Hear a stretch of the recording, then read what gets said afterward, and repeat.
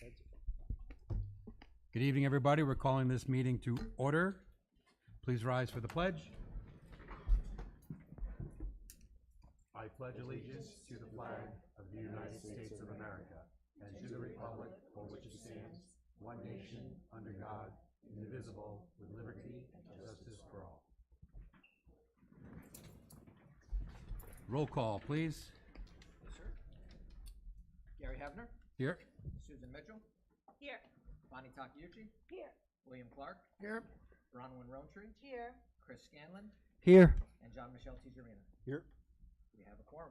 Okay, as per my text message, we have a hard Zoom call coming in. We have to be in executive session, so I figure we'll just do the first couple things, which would be the superintendent report, and then perhaps the student report, and then we'll run into executive session to meet that hard appointment time.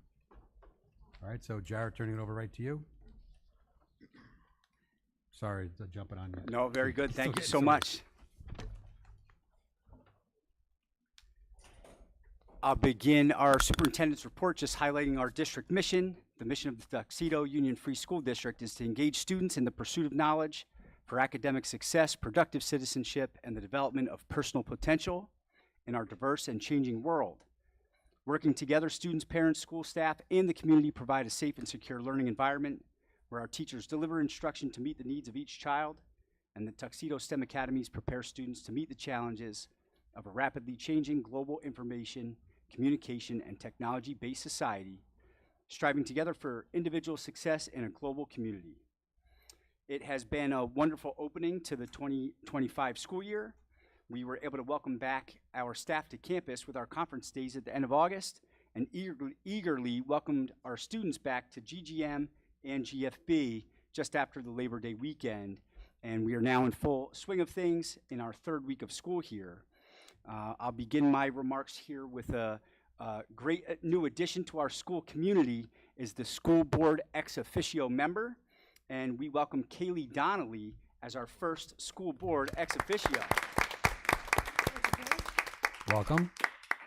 Kaylee is a senior here for us at GFB who's also dually enrolled, taking college classes. She is here as a student representative, and the ex officio program is recognized throughout New York State, where a student representative is selected to be a part of the School Board of Education. She's here representing the student body and as a liaison to our school community, and she's here tonight for her first report. So Kaylee, why don't you come on up and join us here at the podium.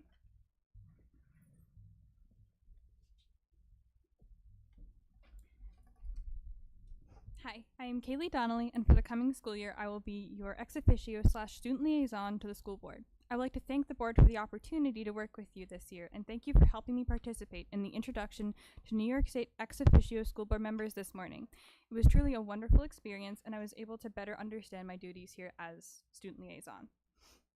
The school year has kicked off, and with a change to our cell phone policy, which I guess might be primarily part of my communication with you here tonight, requiring all students to leave their phones at home or turn them in. There was initially some confusion, but as we all learn how to open lockers and interact with each other without our phones, that has become less of an issue.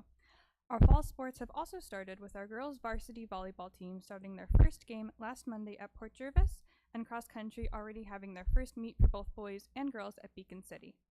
Tomorrow, back to school night for GGM will take place, giving valuable time for parents and teachers to communicate on how best to support their children this coming year.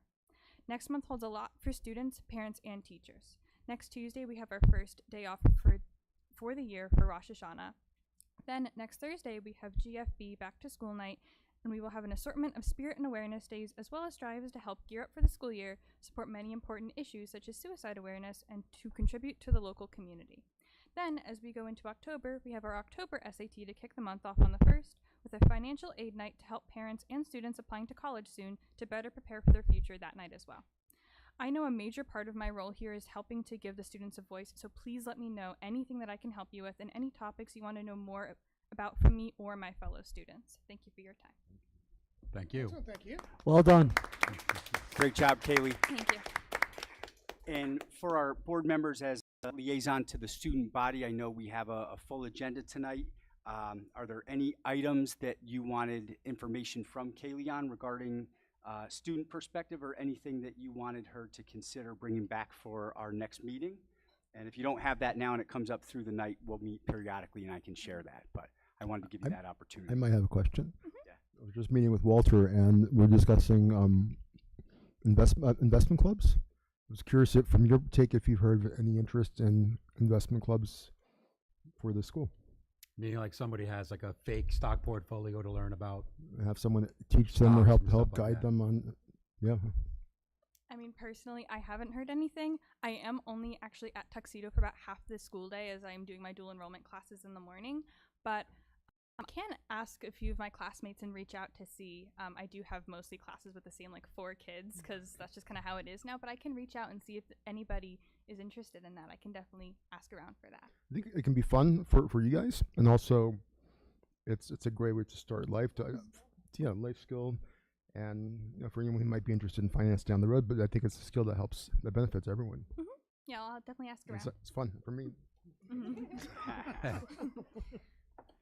Anything else? Kaylee, I have a question. Oh. Were you, a number of years ago, selected for the junior leadership? Yeah, Junior Leadership Orange. When I was in 8th grade, I had the absolute pleasure of attending that. It was really, really a wonderful experience, and I really had a good time there. Well, we see, the fruition of that you're stepping up to this role. Very good. Thank you. All right, well, Kaylee, thank you so much. It's a privilege for us to have you here. We did discuss before the meeting, Kaylee does have a calculus test tomorrow that she's eager to get home to Go. study for. So as we head off to the rest of our meeting in executive, you get home and study for that test, all right? Thank you All so right. much. Good Thank luck. you for your Kaylee. time as Good well. luck. Thank you. All right. Thank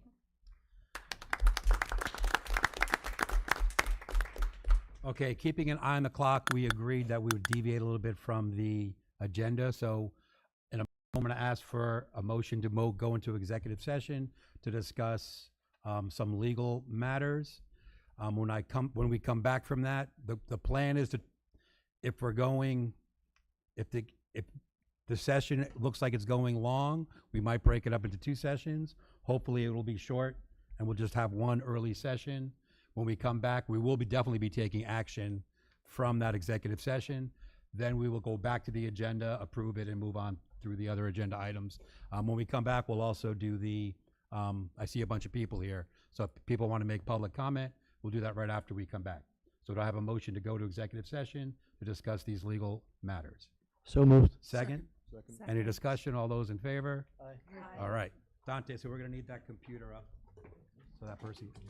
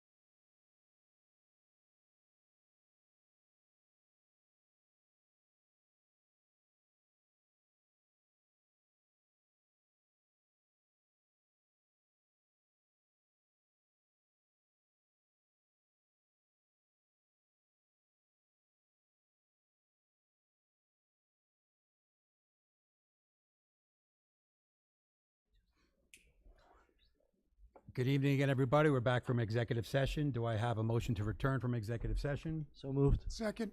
All in favor? Aye. I have a motion, we haven't approved the agenda yet, but to add it to the agenda right now, do I have a motion to add this walk-on resolution? So moved. Is there a second? Second.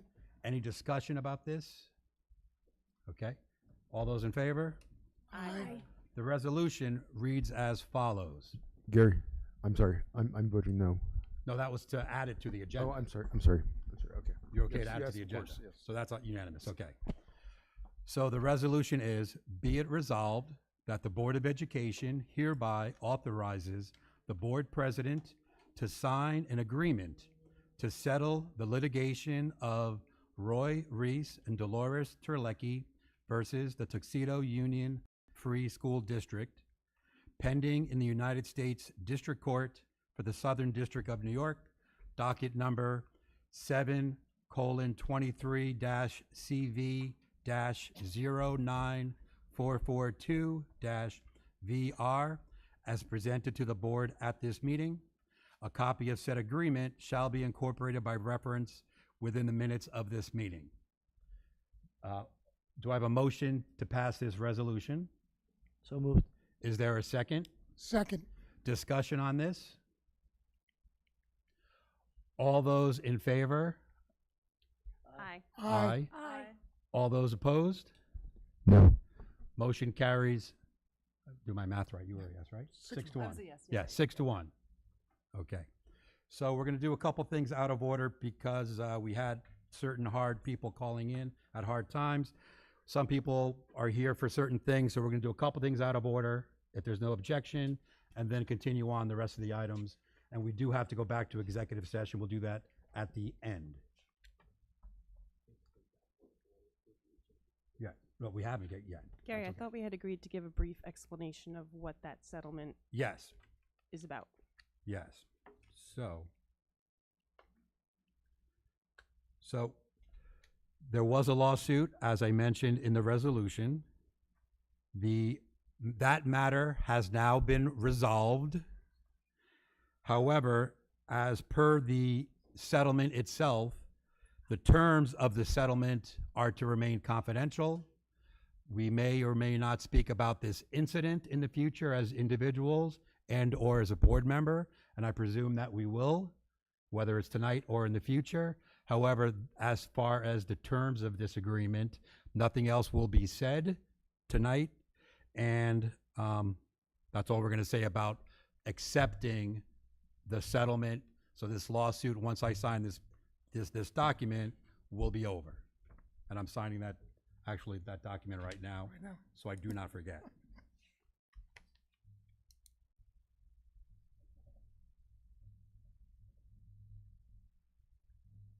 No, 17th? Yes, 17th state. I have to have this notarized. Is there a notary here? Yes.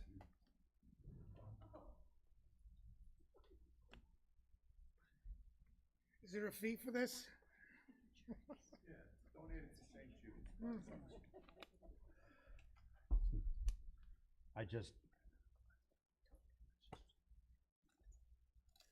I would note that the other parties have already signed this, so I'm the last signature. I don't think, oh yeah, that has. I'll let you do that while I continue. That's my signature there. Okay, so now we are going to do a quick presentation on a proposed senior trip, then public comment, then we'll go back to the agenda, approve the agenda, what's left to go through that. And I do expect to go through another executive session, but I doubt there will be anything after that session.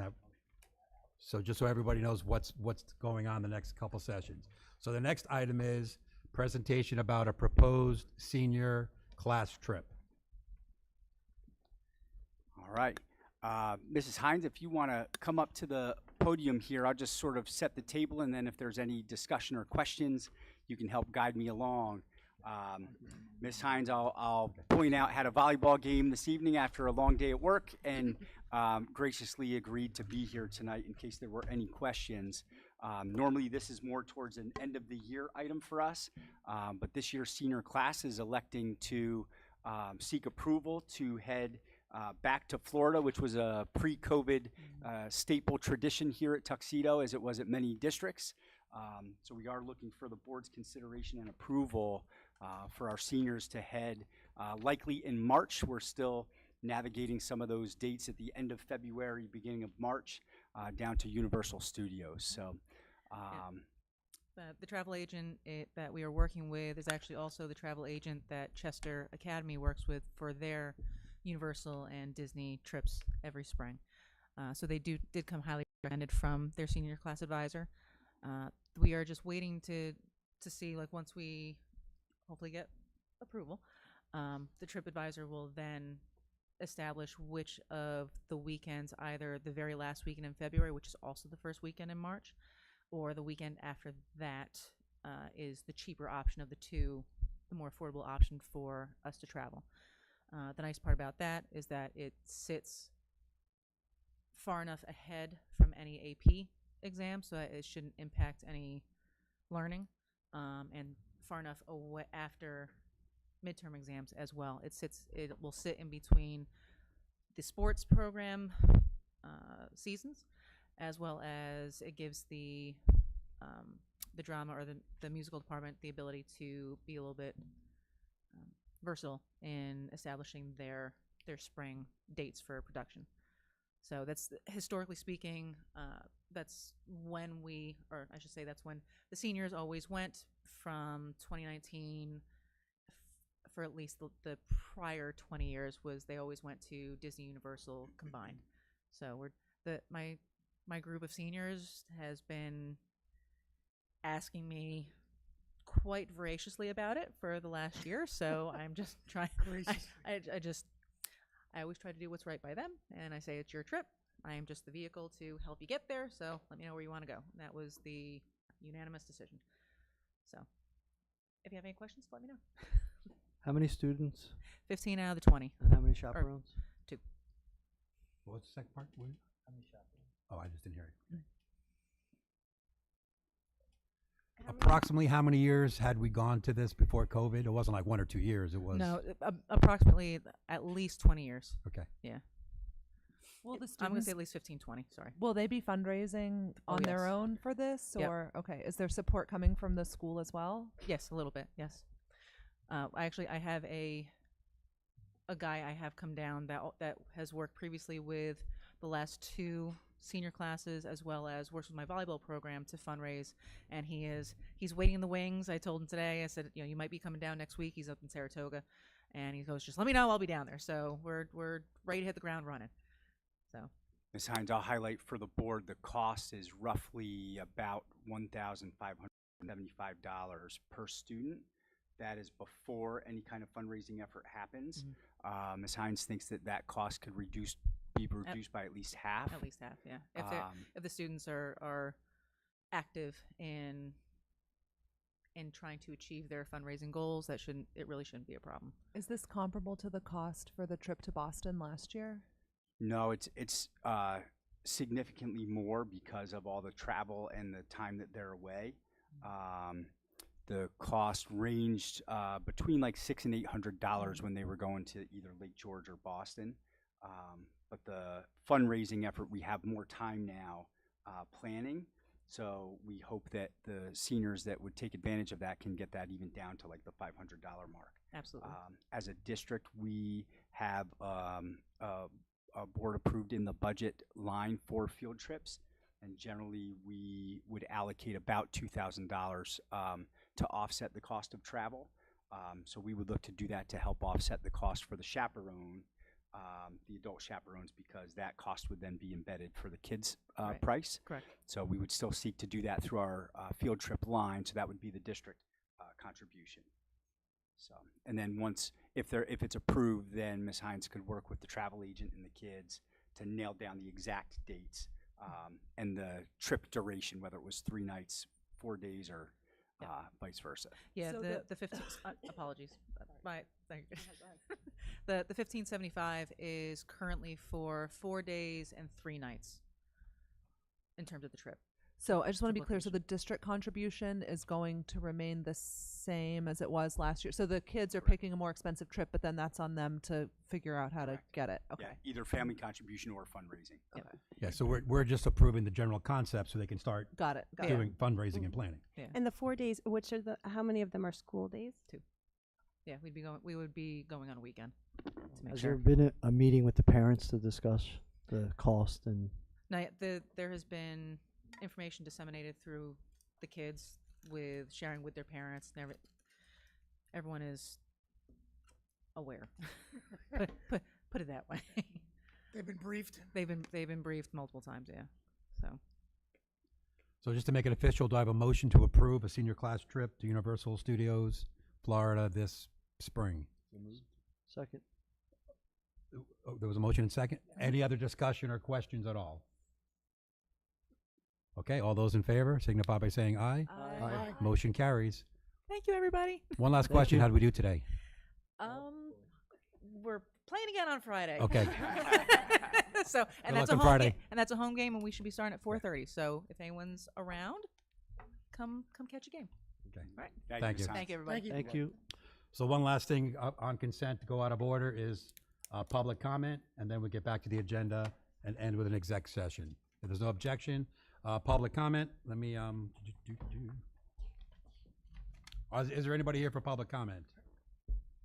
Oh, okay. Oh, I see one.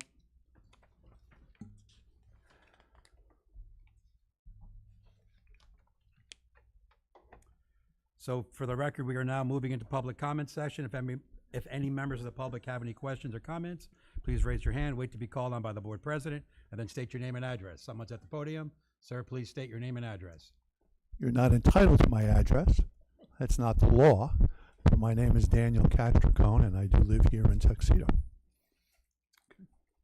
I want to let the board know that I will be immediately foiling the settlement agreement because I would like to know the dollar amount that this district has spent or will be authorizing to be spent. Will you give me that information now based on this lawsuit, or do I need to foil it as a final document that we just signed? It is foilable. Do you want me to answer that? Yes. I can't say anything further than I've already said in terms of the settlement of that lawsuit. Just I will be foiling it, and I'll be back at the next meeting to make sure the world knows. I served on the board when these two highly respected educators were dismissed, Roy Reese and Dolores Terlecki. They were deeply admired by the students and staff alike. The only people who seemed to have any problem with them were the superintendent and his HR assistant. I firmly believe that was because Roy and Dolores were experienced and capable administrators, and they weren't. When word spread that their contracts would not be renewed, Roy and Dolores were excluded from the building and unfairly accused of leaking information they absolutely did not leak. This created turmoil at the end of the year and ruined graduation for many of the students. Despite a room full of community members, parents, staff, and students pleading for them to stay, 5 board members, Joe Ricard, Heather Kidda, Alyssa Horneth, Kimberly Breland, and William Givens, ignored their voices and refused to fairly and independently investigate the matter. Instead, they relied on obviously dubious information provided by the superintendent. That information was eventually proven to be fabricated, relying on evaluations that were never conducted. These same board members voted to extend the contract of Mr. White, despite being aware of the constant complaints of his incompetence. I want to personally apologize to Roy and Dolores. Gary Hevner and I fought against this decision, but we couldn't stop it. And now, years later, this district is spending, I don't know how much money, to settle a case that never should have existed. Never mind the thousands that we spent to replace 2 excellent educators who wanted nothing more than to make a difference in the lives of our children. It's more than about money. It's about trust in the future of our schools. The people of this town need to pay attention to the loud, disingenuous voices, the manipulation, and the agendas behind them. There are those who hope to close this school by any means possible, including installing incompetent leader after incompetent leader and driving competent leaders away. There are people on the board now who bought into this during the last campaign. I hope that now you know those voices are poison, especially if you read the depositions from this lawsuit. I hope now you know better. Board members have a duty to listen to the people who make careers out of educating and caring for our children, at least as much as they do the administrators who consider Tuxedo one more rung on a career ladder to bigger and better jobs. This lawsuit has no true winners. When good people are wrongfully terminated, our entire community suffers. Let's make sure something like this never happens again. Here's a tip.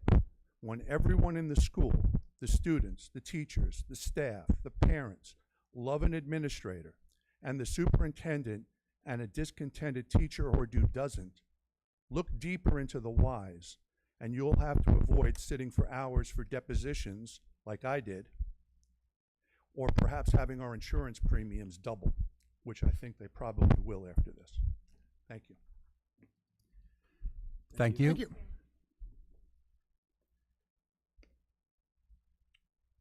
Is there anybody else? Sure. Well, come on up. Lauren Clark. Just make sure you're, Lauren so the Clark. people at home, we can hear Yeah, you, but so yep. the people at Lauren home Clark, can hear 23 you. Schoolhouse Road, Tuxedo. It's more of a housekeeping issue. I have noticed that the minutes are not posted very often. And on the agenda, the meeting minutes are being approved for April, I think, and that's 5 months later. For us that can't come to the meeting all the time and don't care to watch on YouTube all the time, this is my way to read and digest what's happening, and if it could be done on a more timely basis, I think it's appreciated. We will, I don't want to cut you off, but I want to just immediately apologize to you because we're aware of that. Okay. On behalf of this board and the last board, we had just a district clerk leave our service. So don't blame Matt. Matt's actually the one that went back. I could never blame Matt. He actually watched all the old meetings and did the minutes I from appreciate scratch. So I think we're finally caught up. Yeah. We're almost caught up. Yeah. We're almost caught up. So it was nobody in particular's fault, but as a small district, when the district clerk resigned, we were kind of scrambling to just get anything done. Understood. So, but we're all caught up and it won't happen again. Also, on the website, when you go on to like the board doc meetings, they're not all posted to the actual like date. So you have to sometimes dig through other meeting minutes to find approved minutes. Does that So make any if you sense? could take a look at that and just That's make getting sure it's fixed too? easier to find. So Otherwise, you're saying when you go on the board docs, Yeah, the minutes are board not docs, always attached to the date, meeting. Yeah. and then you usually have like 3 tiles, and then the fourth one would be the meeting fourth minutes. one is They're the not minutes, yeah. always there, Yeah. so you have to then go back and dig through like June or July's to find approved minutes that you should just be able to find quickly. We'll check that out and fix it because our goal is to, we want, thank you for Yes, reading the thank you. minutes. Thank you for spending the time We reading don't the want them. minutes. Well, that- It's usually I'm not important. always here, but I read them. Yeah. So, Yeah. That's how I get my information too. And you're right. They're not always there. So district clerk, I think, has a comment too. So it So just get depends her on- microphone so the people outside. Why they appear scattered in different places on the agenda is just depends on how the various people who served in the district clerk pro tempore role over the last several months utilized board docs. So if they were entered in through the meeting control panel, then they would appear where they're supposed to be. But if they were just handwritten and not entered in the system that way, then we would have to do a little bit of a deeper dive. So that's why the ones that I'm doing are going to be put in properly. Can we adjust the old ones so could you that they're maybe in the go right back and place? Put them. But first catch up first. Yeah. Catch up first, then we'll And fix then- the old ones. All right. Thank you. Thank you for that information. Thank you. Lord. I see some other people here. Does anybody wish to comment at the podium? No? Back there? No? Okay, so we're, at this point, we moved a couple items, but I'm gonna ask for approval of the remaining agenda items, the ones we've done out of order and the ones that remain. Any questions or issues about that? 3.0. Do I have a motion for that then? So moved. And a second? Second. No discussion, so all those in favor? Aye. Of what? I'm sorry. Just the, Oh, just the yes. items that we're Aye. going. Okay, so now we're 5:10. technically caught up. Yeah. We just approved 4, right? The items in 4. No. We haven't done the consent agendas We yet. haven't done the consent yet. All right, No, we've sorry. just done 5, 10, and number 8. Oh, yeah. We normally jeez. do it first, Yeah, but yeah, because we did that's other right. things out of order because we Yep, had to yep, yep. run I to a thought we Zoom just went time. through all of 4. Right. Okay, yes. So now we're back to, we're going to skip some things we've already done, but we're going to go back to 2.1, superintendent's report. 8 and 5, 10. Thank you, Mr. Hebner. I just had some items for both GFB and I won't be redundant as Kaylee was able to highlight a lot of the GFB items, but I want to highlight that we were able to acknowledge 9/11 and National Day of Service with a ceremony here at the school. I want to thank Mr. Riley, who spearheaded the event and bringing in Colonel Holshek from the American Legion as a guest speaker, as well as the guest service providers that were able to attend. And thanks again to Mr. Riley for bringing that back to GFB's campus. Our back to school night is September 25th, 5:45 to 8 p.m. From 5:45 to 6, I'll be just doing a brief introduction and saying hello to families, and then our schedule will be from 6 to 8. Friday, September 26th is Suicide Awareness Day, sponsored by our National Honor Societies, and our students will be wearing yellow to raise awareness for Suicide Awareness Day. Ms. Oliva has a series of guidance events that are college fairs happening at places around the region in Rockland County, New York City, and Syracuse, and that information's been shared with our seniors. That's for those students and their families to go attend. The Scholastic Book Fair is September 30th and October 1st. There will be an SAT exam day in school for grade 12 students on October 1st. And also on October 1st in the evening at 7 p.m. there will be a financial aid night for our college-bound students. And we are off from school across the district on October 2nd for Yom Kippur. And the first 5-week marking period ends on October 3rd. Kaylee did highlight we're also off as a district for Rosh Hashanah on Tuesday next week. Also for GGM, I have some great things to report here from Principal Park. They've hit the ground running over here at GGM. Lots of smiling faces throughout the hallways. They had their first Character Ed Books and Breakfast for sportsmanship on September 9th. Back to school night for GGM is tomorrow night from 5:30 to 7 p.m. Benchmark Advance is our new literacy curriculum, and that is up and running, and we are in our launch units throughout our pre-K through 6 grade homerooms. And phonics is taking place every day in all of our classrooms, also pre-K through 6. Peace Day will be September 25th. The Back to School Bubble Show with the PTO is September 26th. And Spirit Day, September 26th, gearing up for a great year. Wear your favorite team's jersey or shirt. And they are looking for volunteers to support our students' book fair on the 29th, the 30th, and October 1st. Fire Safety Week is October 5th through 11th. Families, you'll notice that new to New York State law last year, we give a week's notification that a drill will be occurring within that week. So our first one went out today, so we'll be kicking off our emergency safety drills in both schools across the next week. And there's an author visit with Jay Maletsky, sponsored by the PTO, on October 8th. And I'll just highlight for families that are early dismissal drill across the county. There will be an early release, 2:35 for both schools, but pre-K dismissing at 2:15. That's on October 10th. Columbus Day, we're closed on the 13th, and yearbook pictures will be October 15th. Thanks for listening. That concludes the report. Lots of information there. Back to business. Okay.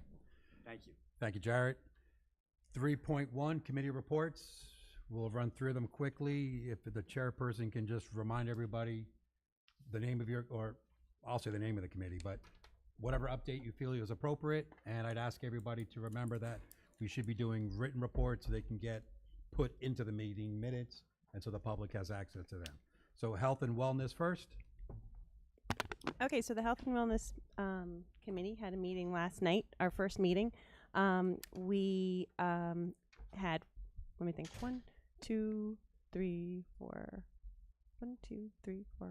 5 5 people attending the meeting.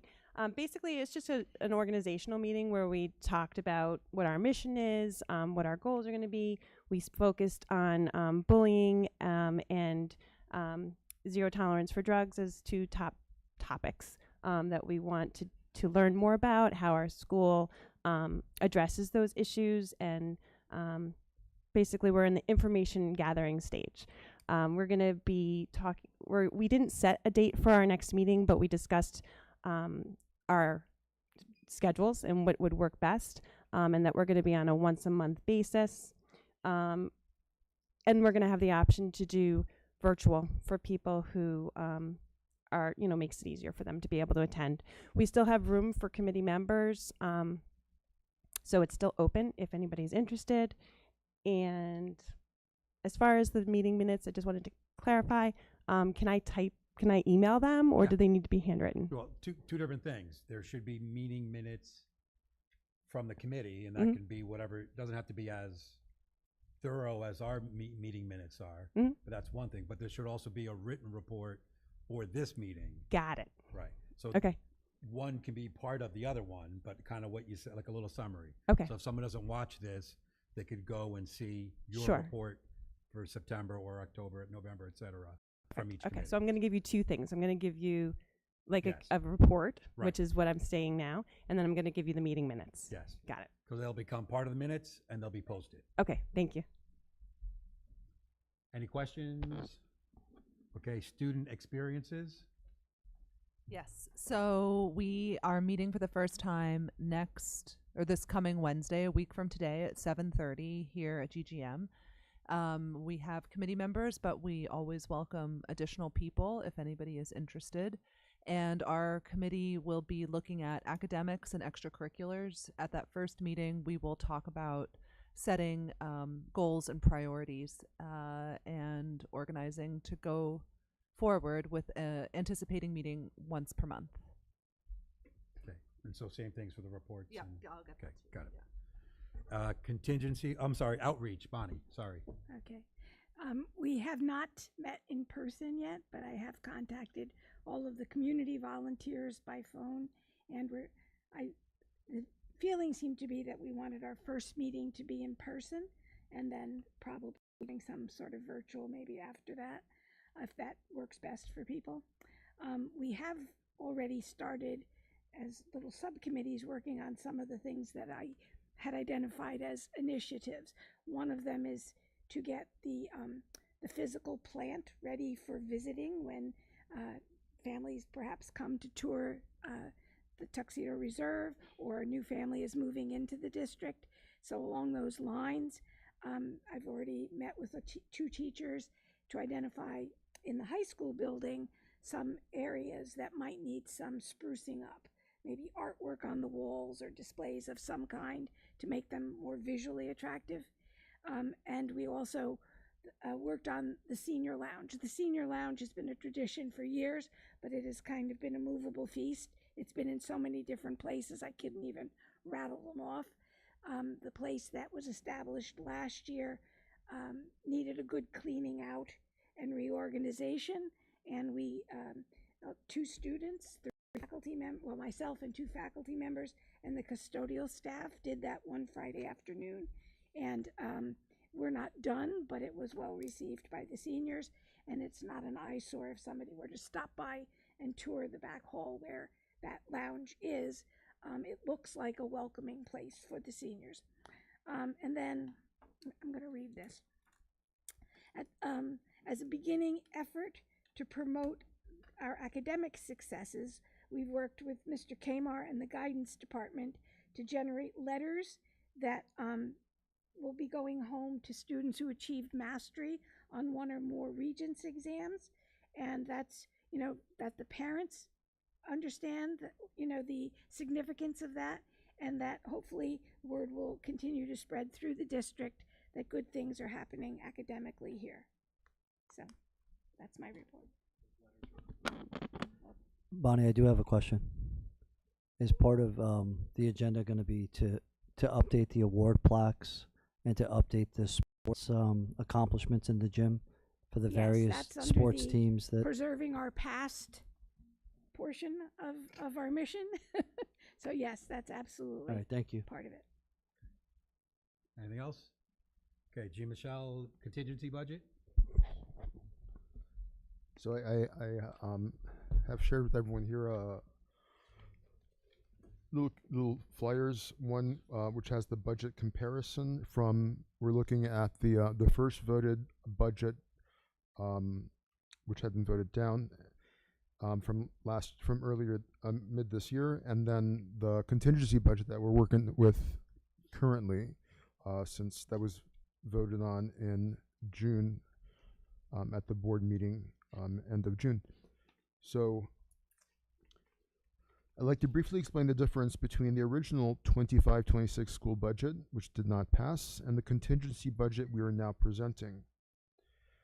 First, in terms of that we protected the instruction.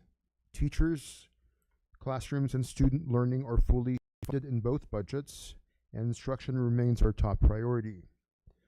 Second, student programs have been preserved.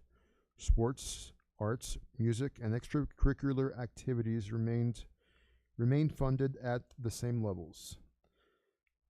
Then you will see on the budget comparison, first two sheets, and then what has changed on the third sheet, and the fourth sheet explains to you the exact dollar amounts I'm focusing on. The changes from the first budget. So as just a summary, what stands out to me is we reduced spending on teacher aides and monitors from $266,000 down to $177,000. We removed the $78,000 transfer to capital projects this year to focus dollars instead on direct services. And we also trimmed facilities and operation costs slightly. There are, of course, some unavoidable increases. Student transportation costs went up by about $104,000, largely due to contracted services. Special education costs rose by about $94,000. These are mandated services we must provide. Overall, the contingency budget to close is about $11,000 lower than the original plan. It is leaner, legally compliant, and ensures that essential classroom instruction and student programs are protected. We believe this is a responsible plan for both students and taxpayers. But I believe there are more areas for savings which we should investigate in the coming weeks. Thank you. So Matt, you have a copy of this to put into the minutes? Like you got a copy, okay. One quick question. What's the source of all this? I don't see. The source is the first budget from this year and the contingency budget that were presented to me by Walter Kaufman, our business officer. So Walter helped with this, like just to make sure the numbers. I just want to make sure the numbers. And we had a conversation this week to verify that all the numbers are accurate. Yes. Okay. So maybe so our minutes should reflect that, Matt. That just Walter. That this office helped. Yeah. And then we had the phone call to go over these figures.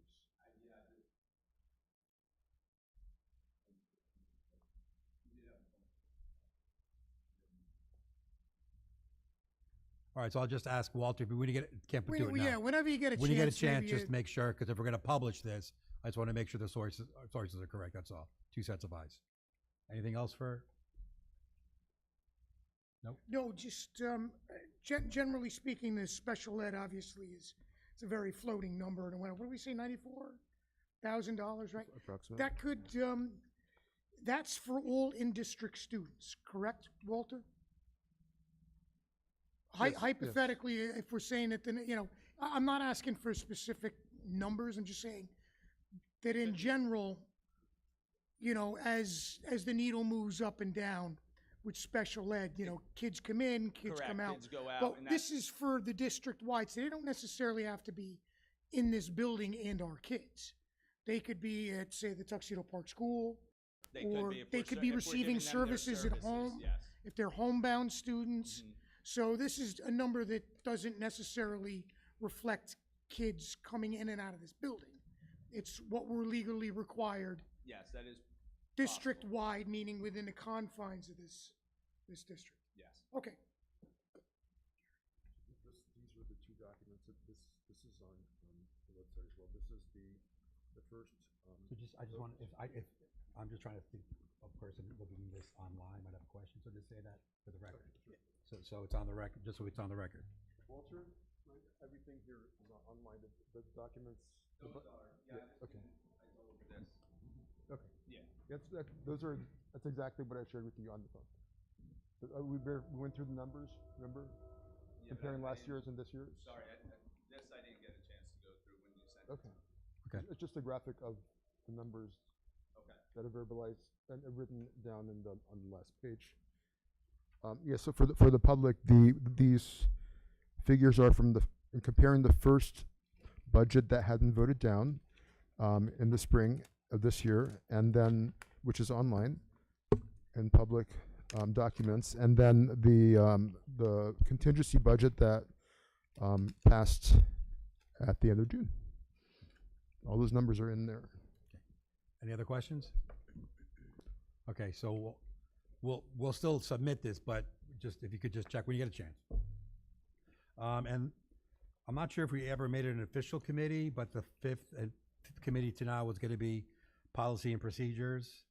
But if that hasn't been made official, we're going to make that official as of tonight. But that's more of a long-term plan to come up with, well, it could be intermediate school policies, but more board policies and district policies. But there's some big plans potential where we might get a good jump start. But Susan is the chairman person of that as well. Is there anything you want to add? I just want to mention it's official. Thanks for mentioning that. But no, there hasn't been a meeting yet, and I don't have anything to announce related to that. Okay. I don't think we made it official previously, so now it's official. Okay, anything else for committee reports? All right, seeing none, we're going to move on to 4.1, approval of consent agenda items. What I'd suggest is, if there's a clarification or a simple question, let's go through them now. If something's more complicated, we'll pull it out, but let's see if there's a simple, yes or no, or what does that mean type of question. Okay, I just had a question related to 4.5. Let me just say the title there. Approval of home instructors. Okay. Mr. Kramer, can you tell us a little bit about what's the criteria for home instruction and how many students do we have that require home instruction? So this item is for a student that is receiving an out-of-district placement that also requires services attached to it.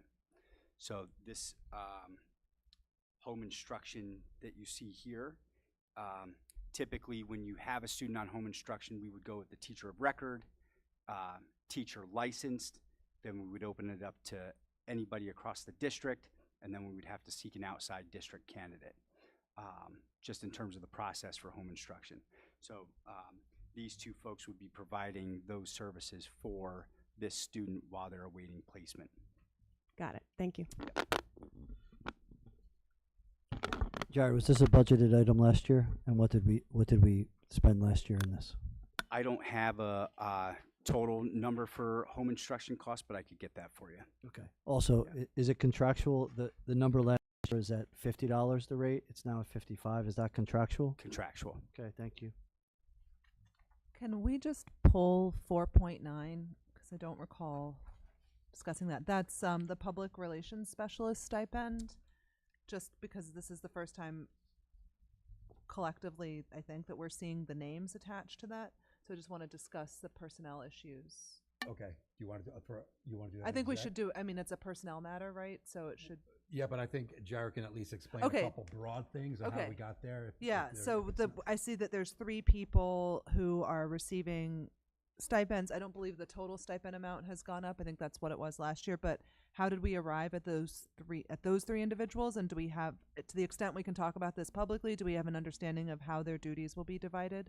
Yeah, great questions, Bronwyn. So the total allotted amount for the budget cycle was $15,000, originally projected to be 2 stipends. This was to replace the PR stipend from last year with significant savings.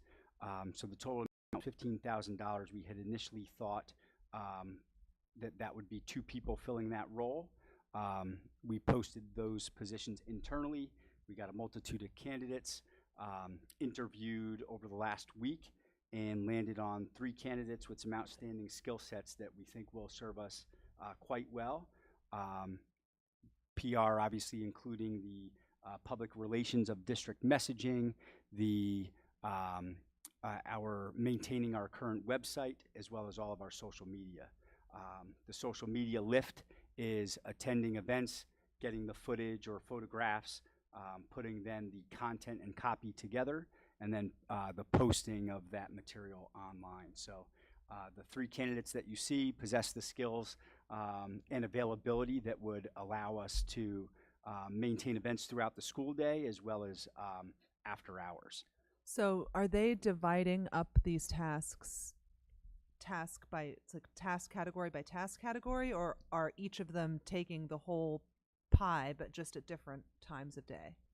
Both. Okay. Right, so we have, Janet and I, Principal Park and I have a template of what the responsibilities are, and once approved, we're gonna meet with the 3 candidates to then review each of the components with them, and it'll be fluid. There'll be times I might attend, if I were one of the candidates, the entire event, collect the information, put the post together, get it online, or I may just be getting the pictures but offloading to you to put the copy to offload to the third who might post it.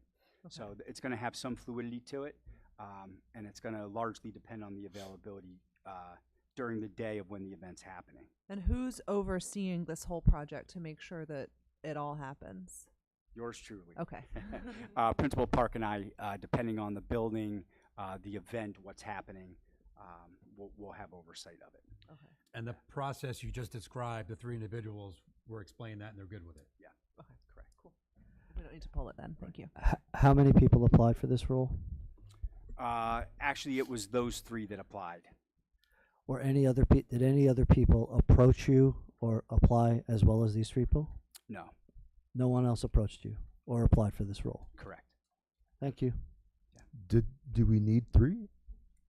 And also, I'm sorry, if I may, my initial question was, maybe we discussed this before and it's just escaping my mind, but didn't we work with BOCES for this before? Yeah, this was contracted out through Rockland BOCES last year, and we've experienced several models over the last several years of full-time, partial week, part-time, and in last year's budget cycle, in the creation, this was one of the cuts, a reduction of cost, bringing that down. I don't have the. Was that by us or the previous board? No, that was by the previous board. Oh, okay. Yeah, the So previous, it was- the previous board felt that we were spending too much money on a PR person, not that it wasn't worth it or that she wasn't She was great. excellent, by the way. She was great. excellent. It was just, we had to find money to cut. And it was a significant expense, It was right? a very So we were large paying expense. 4 or 5 times an amount, so we decided that we weren't sure how to break it up, and we had different models of how we would spend it, but we went from a full-time salary, basically salary person, to a stipend after different models based on the applicants and the interviews. We've gone from 2 people to 3 people, so they're still spending or splitting that same small stipend, but it's 1/5 of what it used to be. Yep. But that was the budget that got turned down, but then it still carried over to the contingency budget. So this was a savings that we kind It of, was like $80,000. yeah, Right. a So savings we that's great. recognized 6 months ago, maybe 10 months ago. And we're going to see how it goes. Did It may not be enough. Like it, Yeah, now that we try may this, have to increase we're the trying to get people to come to Yep. this district, and there's a new, we might be like, marketing we cut and too much. advertising This is way too little. This, We have to this double may, this. we may have to, I would want, I'm just curious what their qualifications are for this, Jared or whomever, yeah, do we need 3? And we may, how do we come to 3 at 3? Yeah. So it sort of happened organically as we met with the candidates and heard their skill sets, because this was new for Principal Park and I in terms of interviewing for that position internally. And the candidates had fantastic skill sets ranging from just the ability to use the social medias to formalize training through their education and background. And collectively, the three of them have a broad range of skills that are going to help us in this process. There is a large amount of work that goes into all of the PR components, especially that we were used to with the level that Ms. McCluskey provided. She was great. You know, so it'll be something we have to evaluate as we go throughout the year. But these three candidates are going to do a great job. Principal Park and I will be overseeing. There will also be times that we're involved in actually producing content and putting out some of the work as well. And we'll just have to kind of see how that goes throughout the year. You know, we understand the public's and community and our families' level of expectations of what they're now accustomed to. So we're going to do our best to meet that understanding. You know, there will be some limits to what we can do as well. Thank you. So this is your strong recommendation for these three particular were individuals. And fantastic. Yeah. obviously, there's an essential cost savings. Yeah. So that's great. Thank Yeah, you. sure. For the record, I am concerned that we cut this budget item, you know, 10 months ago in the proposed budget that got voted down. I'm concerned that all those savings are going to go back to haunt us, and that if we lose a couple transfer students or people don't move here for whatever reasons because our PR's not what it has been or what it could be or what it should be, but we'll have to evaluate that in a few We're going to have to months. evaluate that this year, especially with the building. that's Then going these people can do enough, but they're not tasked with doing what we used to have. They're just tasked with the bare minimum that we think we can live with. Well, I also think, though, I'm glad that you have three because all three also have full-time jobs here. Yeah. So in order to get the kind of blanket coverage we want and have come to expect, having three people able to zip in and out as their schedules allow is probably the best way to get the most coverage. So as opposed to just two. So I'm glad you got Yeah, that was actually my question. Like, where in the day are they going to fit it in if they already have a job? Yeah, a lot depends on the timing. There will be times we'll have to get coverage depending on what's happening. But we're hopeful that as things happen, because we have a lot of control over that schedule as well, that one of the three can be available to do that. We're also going to tap into our yearbook committee. Ms. Foligno, who's one of the candidates, also runs yearbook for GFB. And she's incorporating a group of students to help with the yearbook. So if I have an event happening during the day and we can't get one of our adult staff there, the kids from yearbook could be a part of getting the footage. If I were That's a great idea. Yeah, if I were the coach or advisor of the event happening, I could also collect the footage and images and get it to them so they can compile it when they do have time. You know, but I think we'll see a little bit of a growing pain there. You know, again, Ms. McCluskey was on the ready and available, you know, at our call. So, Yeah, we got rid of our full-time person, so that's why I'm worried, because some things are going to fall through the cracks that would be great PR, but when you go to a full-time person to a little stipend, whether it's one person, two persons, or three persons, some things are going to be missed. That's why we'll have to monitor it well. yeah. Well, I'll highlight for the board one of the things that we've not yet accounted for, and it's likely that this group, even with Principal Park and my oversight, would have some struggle with is your budget process. Typically, Rockland Bose's is part of the work that we contracted out with PR. They would put together the budget newsletter and be involved with that part of the process. I did talk with Rockland Bose's as this transition was happening, and there are some services that they can piecemeal, and that is certainly one of them.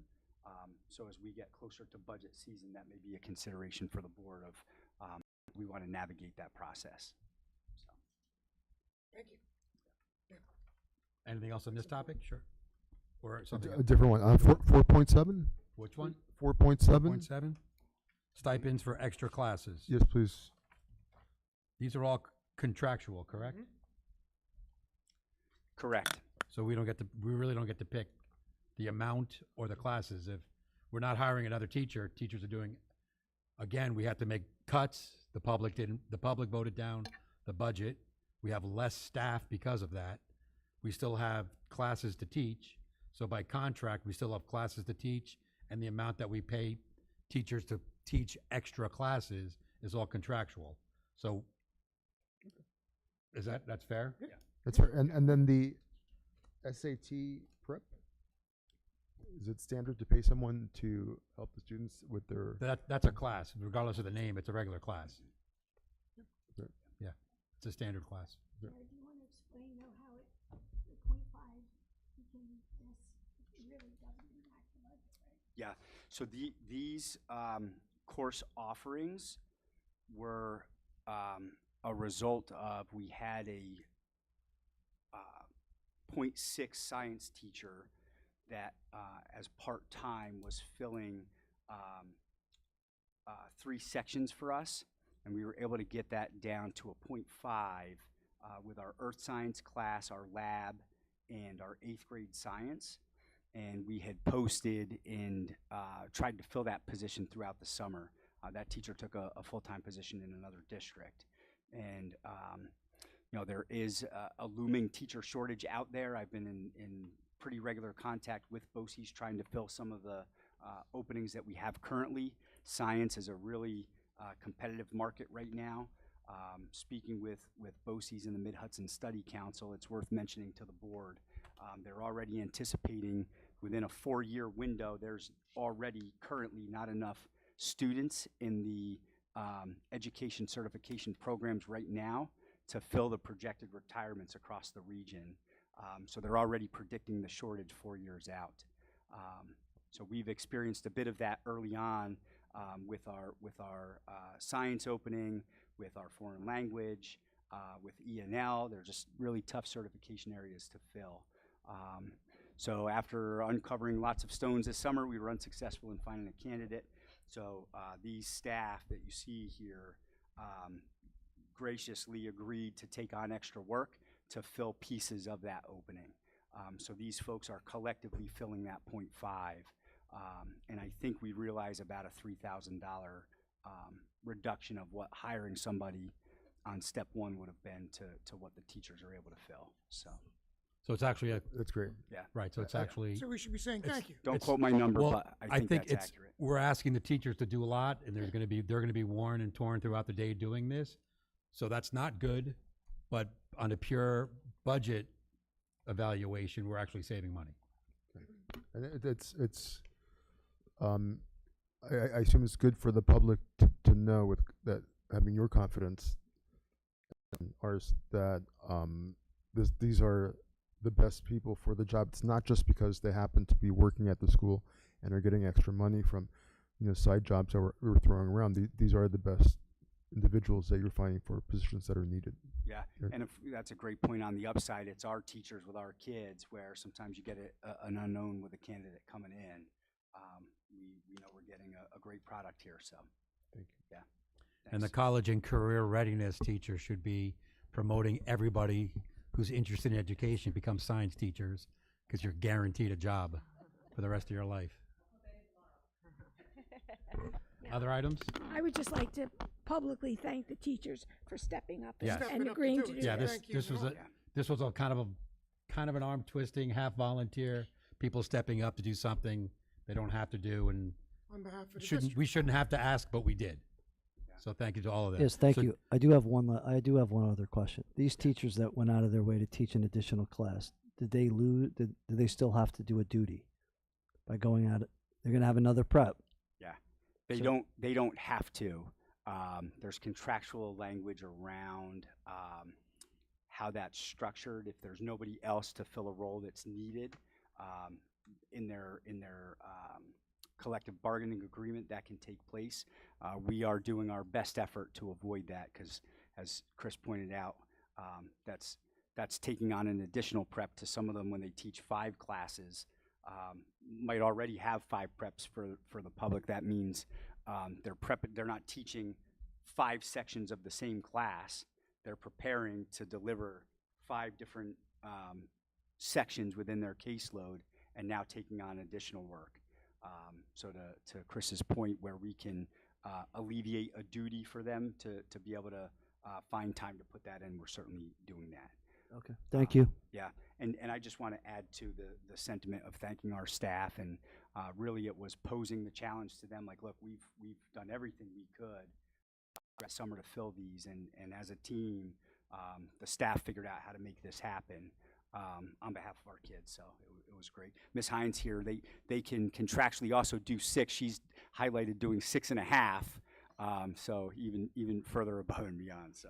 Can you read, Yeah, based thank on you. that, can you read the names off? Because there are, I will, yeah. it was good teamwork to pull this off. Yeah, and Mr. Russell is certificated in many ways. It's very uncommon for a science teacher, because science is one of the contents where, like my social studies license, I can teach any social studies course in the menu. Science teachers are certified by the content, so separate license for chem, separate license for physics, separate license for earth science. Typically, that's one person in your district teaches each of those, right? And he's math certified. So Mr. Russell, Ms. Elmendorf, Ms. Hines, and Mr. Uli are teaching additional periods. So thank you to all of Thank them. you. Thank you. Thank you. Well, presuming we approve it, but yes. I just wanted to highlight 4.6. Oh, I was going to do that, so good. Okay. But go ahead. Well, Perfect. I mean, you can go ahead. All I just wanted to point out that this is Joanne Martin submitting her letter of resignation after many years of service to the district, But and for retirement. She's not going I said resignation. I meant retirement. Sorry, you're- letter of she's retirement. She retiring. is retiring after many years at in the district, and I just wanted to make sure that was highlighted. That we all appreciate the number of years and the amount of time and service that she gave to Tuxedo. She'll be here till December? She'll be, yeah. Yeah, so Great. I think it's 34 years, I think, if I remember her letter correctly, but I'm sure she'll be recognized at a later date more fully, but everyone should know that the timing of it is, once again, as a good team member, delaying it so she can train her replacements properly, so we won't lose her, institutional knowledge. Yeah, so there'll be a smooth transition for the kids and the parents. Yes. Between this year and next. Anything I- else under the 4s? Yeah, I do. Yep. I have a question about 4.8, the approval of daily substitutes. I know right now substitutes are being used a lot, it seems. Can you is there a plan for where Mr. Figueroa will be substituting? Yeah, so he did some work for us this summer teaching ELA summer school, and was fantastic. He's a professor at a local college, and we recruited him to help because we sometimes are short with our subs, and he has a window in between his semesters of December, January, where he's not working, and those winter months can be tough on staff. So And the sometimes we have certification is for what grades? he's secondary, 7-12. Yeah. I'll also highlight for the board a late addition for that was Audrey Hackett is on our amended agenda to also be approved tonight as a sub. You probably don't have that in your packet. You have a blank space, and that was the candidate. So she's on the So 4.8 is online actually amended two- agenda. So 4.8 is actually 2 people. We're just adding to this Audrey- roster of potential subs. What's the rate? It's the non-certified rate of $105. Thank you. Thank you. That was my question. Yeah. Thank you. And Anything else? Audrey also has worked with our after-school program for a number of years and is fantastic, so she'll be a great addition. Do I have a motion to approve consent agenda items under the 4? No? So You still want to pull something? That's fine. I thought we covered everything. I want to vote separately on 4 point. Hold on. 4.9. Okay. Pulling out 4.9. Anything else? I should have asked more succinctly. Anything else to pull out that we didn't cover? Okay, so other than 4.9, do I have a motion to approve all the other consent So moved. items under the 4 sections? Motion and a So second. moved. Second, yeah. All those, any discussion? All those in favor? Aye. Aye. Motion carries. Motion for 4.9, approval of public relations specialist stipend. Do I have a motion for that? So moved. Second. Okay. Discussion? Just finding out about the candidates for this at a late date, I feel like I wasn't given enough time to review this, and it seems to be a bit of a trend where we keep adding things to the agenda very late, not giving the board enough time to review it, digest it, have questions. It's like we got this today. I wasn't prepared to vote on this. I have nothing against any of the candidates. I just feel that the board, we've covered this numerous times over the past year, where the board should be notified unless there's an emergency addition. We should be notified in advance before we just get dropped on this the same day. So I'm voting against this. Okay. Anything else? When was the final interviews completed on this one? I think it was a timing issue. It was just. It was this week. Just Yeah, even this it week. was this week. Not even, okay. Yeah, I can't So recall if it was that's Monday the or Tuesday. whether it's appropriate or not, but it wasn't like we sat on it. I understand exactly what Right. you're saying, But because that's it's an issue, but I want for a years. Facebook post tomorrow. But your point is well taken. All right, if there's no more discussion, all those in favor? All, Aye. Aye. all those opposed? Aye. Motion carries 6-1. We'll move to the fives, which is the business consent agenda items. We'll do the same thing. Any questions we can clarify.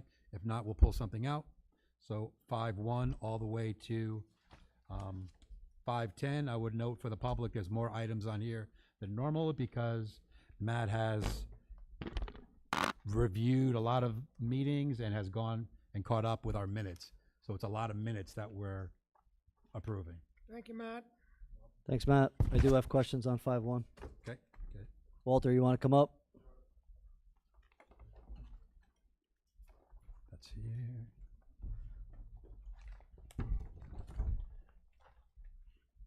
So, Walter, just so you're prepared, it's in regards to the check warrants. So, being in an austerity budget, I'm going through large numbers on a month-to-month basis to see what kind of checks are being written. And I came across a few things I wanted to ask. So on page 3, check number 141034, A1620.475, which is the July O&R electric bill. It's $5,637. So this is in the summer.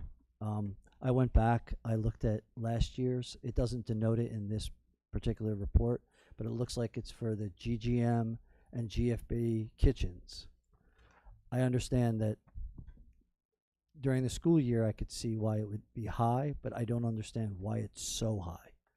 I did go back, I looked at last year's, and the same time last year for July, it was $6,434.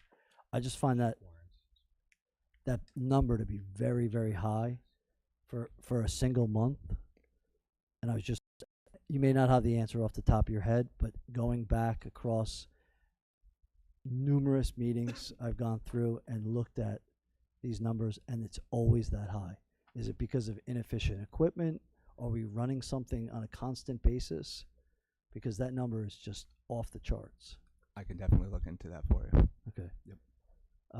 Number 2, page 4, check number 141035, A600,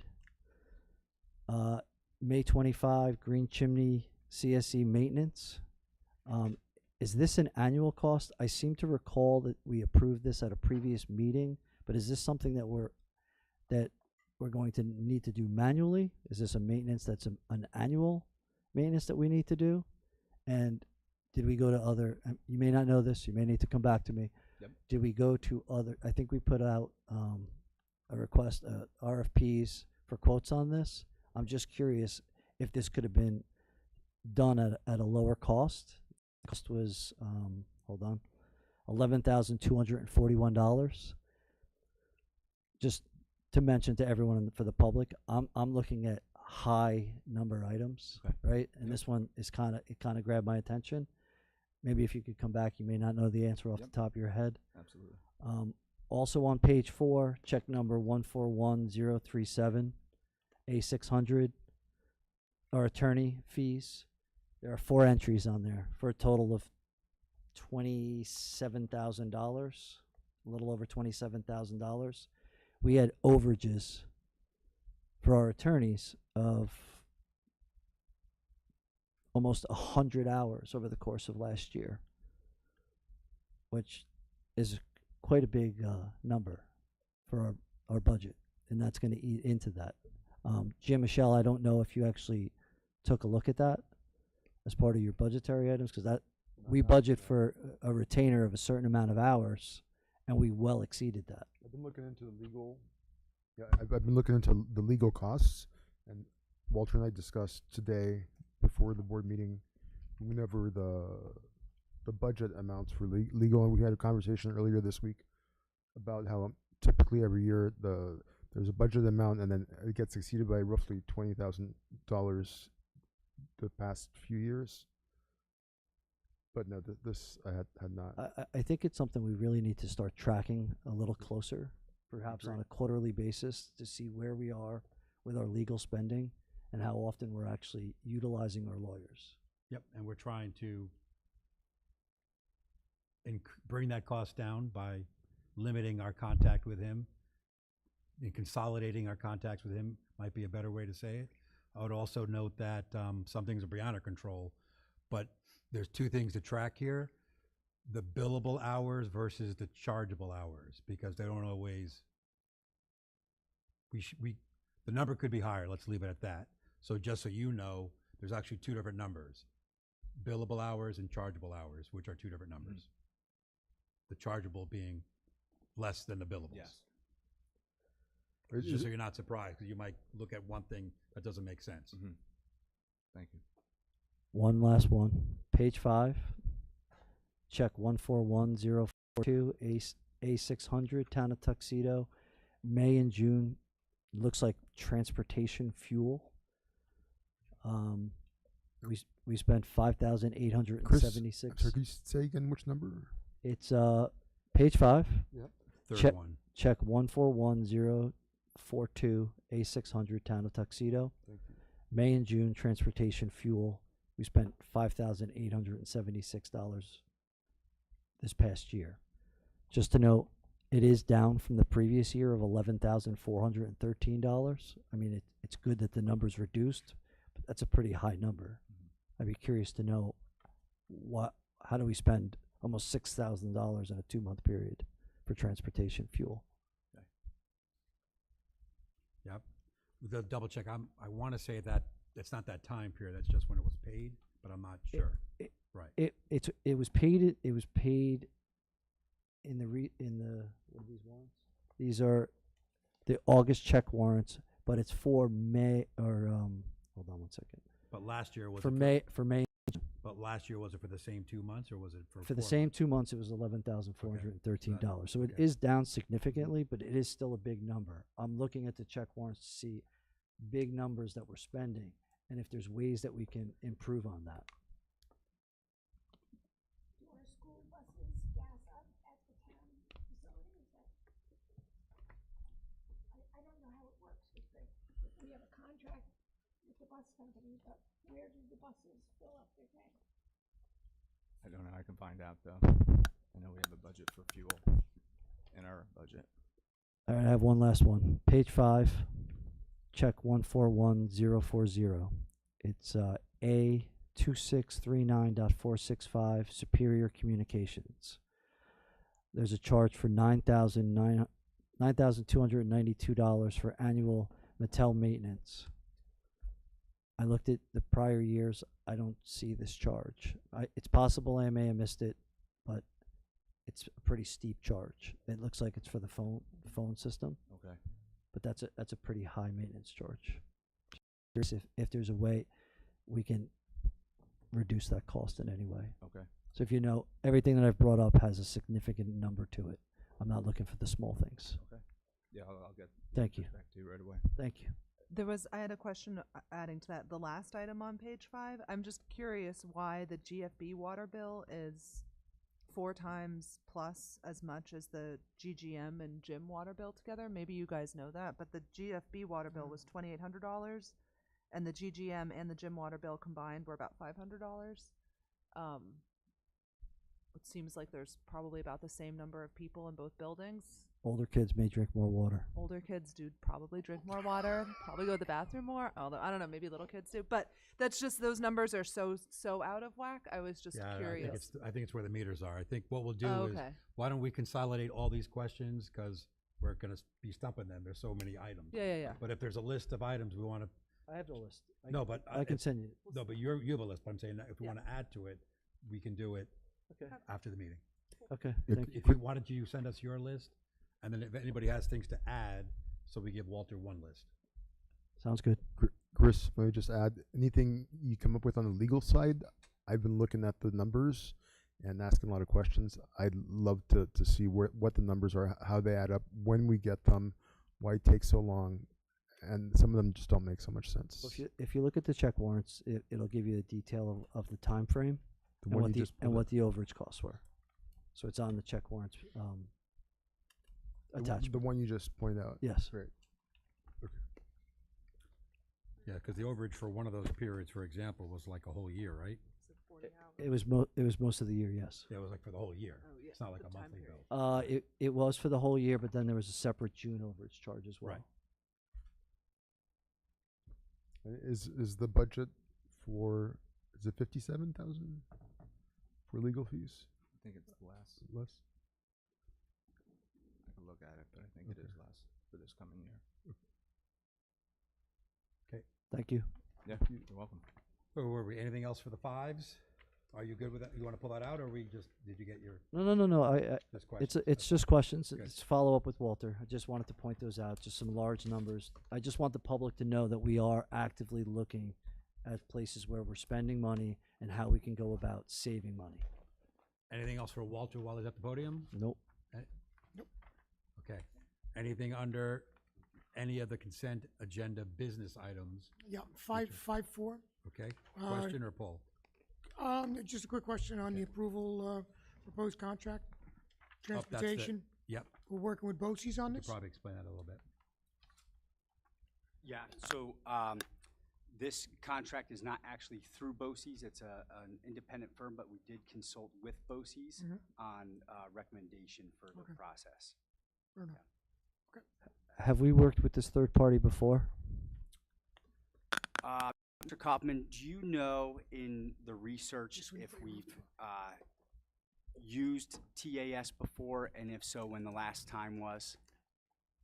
Meaning Tuxedo. Correct. Not like your. Yeah, correct. His, Yep, or here at but have you Tuxedo. used them anywhere else too? Yeah. But they were recommended by BOCES. Yeah, and then I had some other districts that recommended it as well. There were some other districts in Orange County, based off their website, that have used them for bids. I have the list. I can get it for you. Were there any other alternatives? I did find another company. I shared one of the alternatives in a board gram. Sorry, there was PTSI. And what cost did they come in at? Because for the public to hire this for this company, it's $17,500 plus travel expenses. I think they were 20 or 21,000 was the other bid. Yeah, 21,900. And was that all in, or was that additional travel And then there expenses could as well? there could be additional per day if they came in an additional day. What does that typically cost? So, I mean, they have to ballpark it. It can't just be open ended where, if they come 55 times, it'll cost us an unknown number at this point. The daily rates in the yeah, proposal they shared. Sorry. So how many, typically, what is the typical travel expenses for something like this normally, right? So what did we spend the last time on travel expenses when we did the last transportation contract? I can look into that. I don't know the details of I mean, what I it just, was. because you have the 17.5, but then it's plus additional expenses. I'd want to know what those additional expenses are, so we that have would an be like- idea. oh, sorry, go ahead. So we will have we know what a ballpark for an all-in price. So the extra travel expenses were for, sorry, I have that highlighted, like tolls, fuel, if they had to use it for any particular things besides the 2 days that they would visit. So it's just 2 days? We get up to 2 days of visit on site work. And then it would be extra if it was, they needed to come for an hour. Okay, or that's they the have it per day. That's the part I'd like to try to get a little bit more clarity on, Okay. if possible. Yep. Just a ballpark.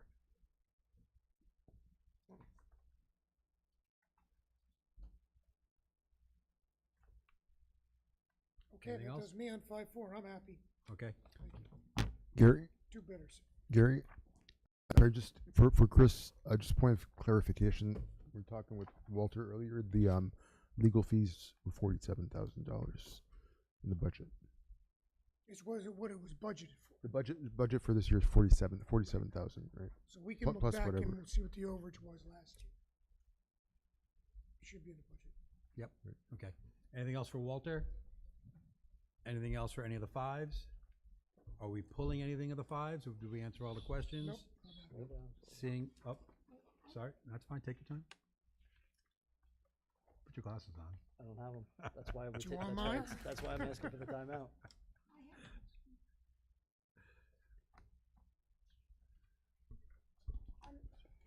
On the two, this Stack and the Lincoln Tech contracts here, or agreements.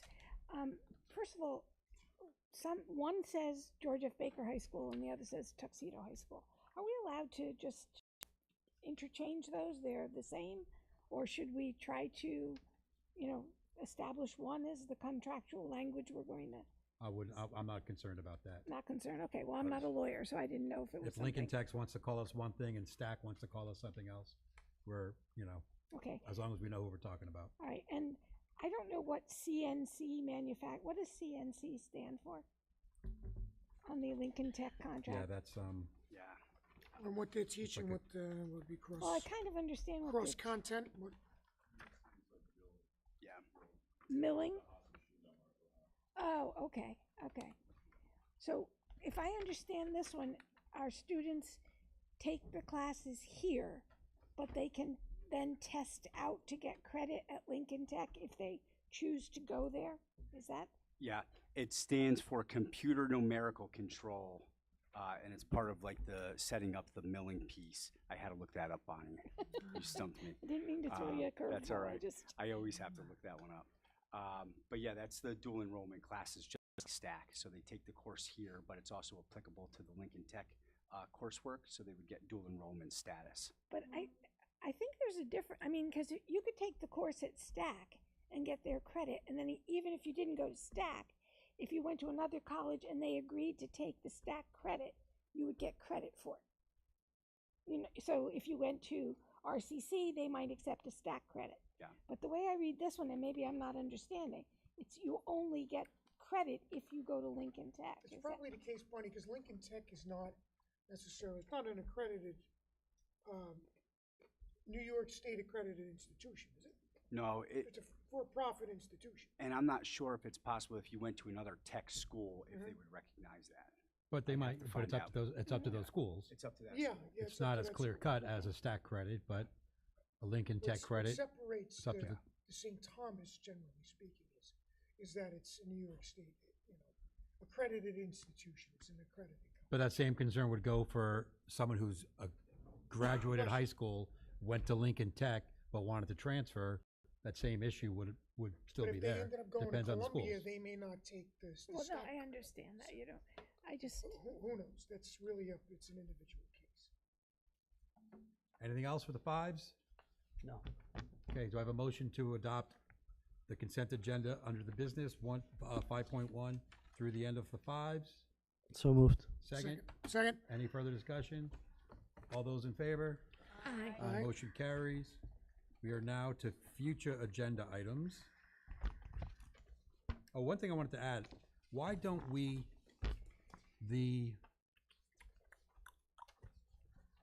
what is it called? The enrollment report is always at the end. Can we just include that into the consent business items in the future? Yeah. So can we just put that in the fives, the last five every time? Actually, I had a question about it, so I was wondering, when do I ask? Right now? Okay. We're in the fives, we're still in the fives, but we ask a question. Okay, I was trying, my computer died, so I couldn't look back at the last enrollment report. Has it Because changed? Just to be clear, we don't technically have to approve that report. No, I know, It's I know. just a report. But I was just trying to get back to look at the previous one. Has the numbers changed since the previous one? Yeah, was it 189 and now 187? Yeah. Yeah. I'd have to look back the last month. But it's been a gain. No. It's not been a gain? I thought A it gain was in the down. high school, I which thought it was means down too. Our net's down, so But I have to that means From more than from last time? No, there. So last on well, I looked online. The last month's report, there's an addition mistake of 1. So actually, it's 1 down in the elementary for this month and 1 plus. I think it's grade 10. So we broke even month to month. Yeah, that's it. Yes. District. Okay, and has the district discussed the reason for the family leaving, and is there anything that we need to know? Yeah, we, in each building, meet to discuss the kids as they come and go. Principal Park, do you have any status report on who might have left? Yeah. Yeah, I'm uncomfortable in a public session So talking am I. about individual families. Yep. I why don't they need to came know or the left. individual. I just want to know if there's a theme to the reason why people are leaving. Well, that And is there an issue that needs to be addressed? right. So So that's Especially in the committee. well, that should a committee. The committee should be addressing a Mhm. policy for that. What is our policy about exit interviews or? that's what I'm asking. How we was don't it have a dealt? policy for that, How was no. it dealt with? This How is what dealt with? the family that left, were they contacted and was it discussed why did we get feedback from them about why they left? I don't know the answer to that, but we don't have a policy for that. So whatever the answer is, it would be ad hoc for the next family and the next family, which is why we need a policy. You should add a policy. for the Right. next meeting. Right. Okay. We'll also look into, typically in your summer months, oftentimes it's a family that moved, relocated. I'm not sure of the circumstances, but we'll identify and get back. We've had a lot of discussion on a lot of kids in the last couple weeks, so Okay. we'll get that answer. Good question. Jared, just to go back to the transportation again, when Walter does get the information, could you put that in the superintendent report for next month so you can provide transparency to the public on what the total estimated cost is on top of the 17.5 plus what they think the ballpark transportation is, Yeah. so the public is made aware? Of course. Thank you.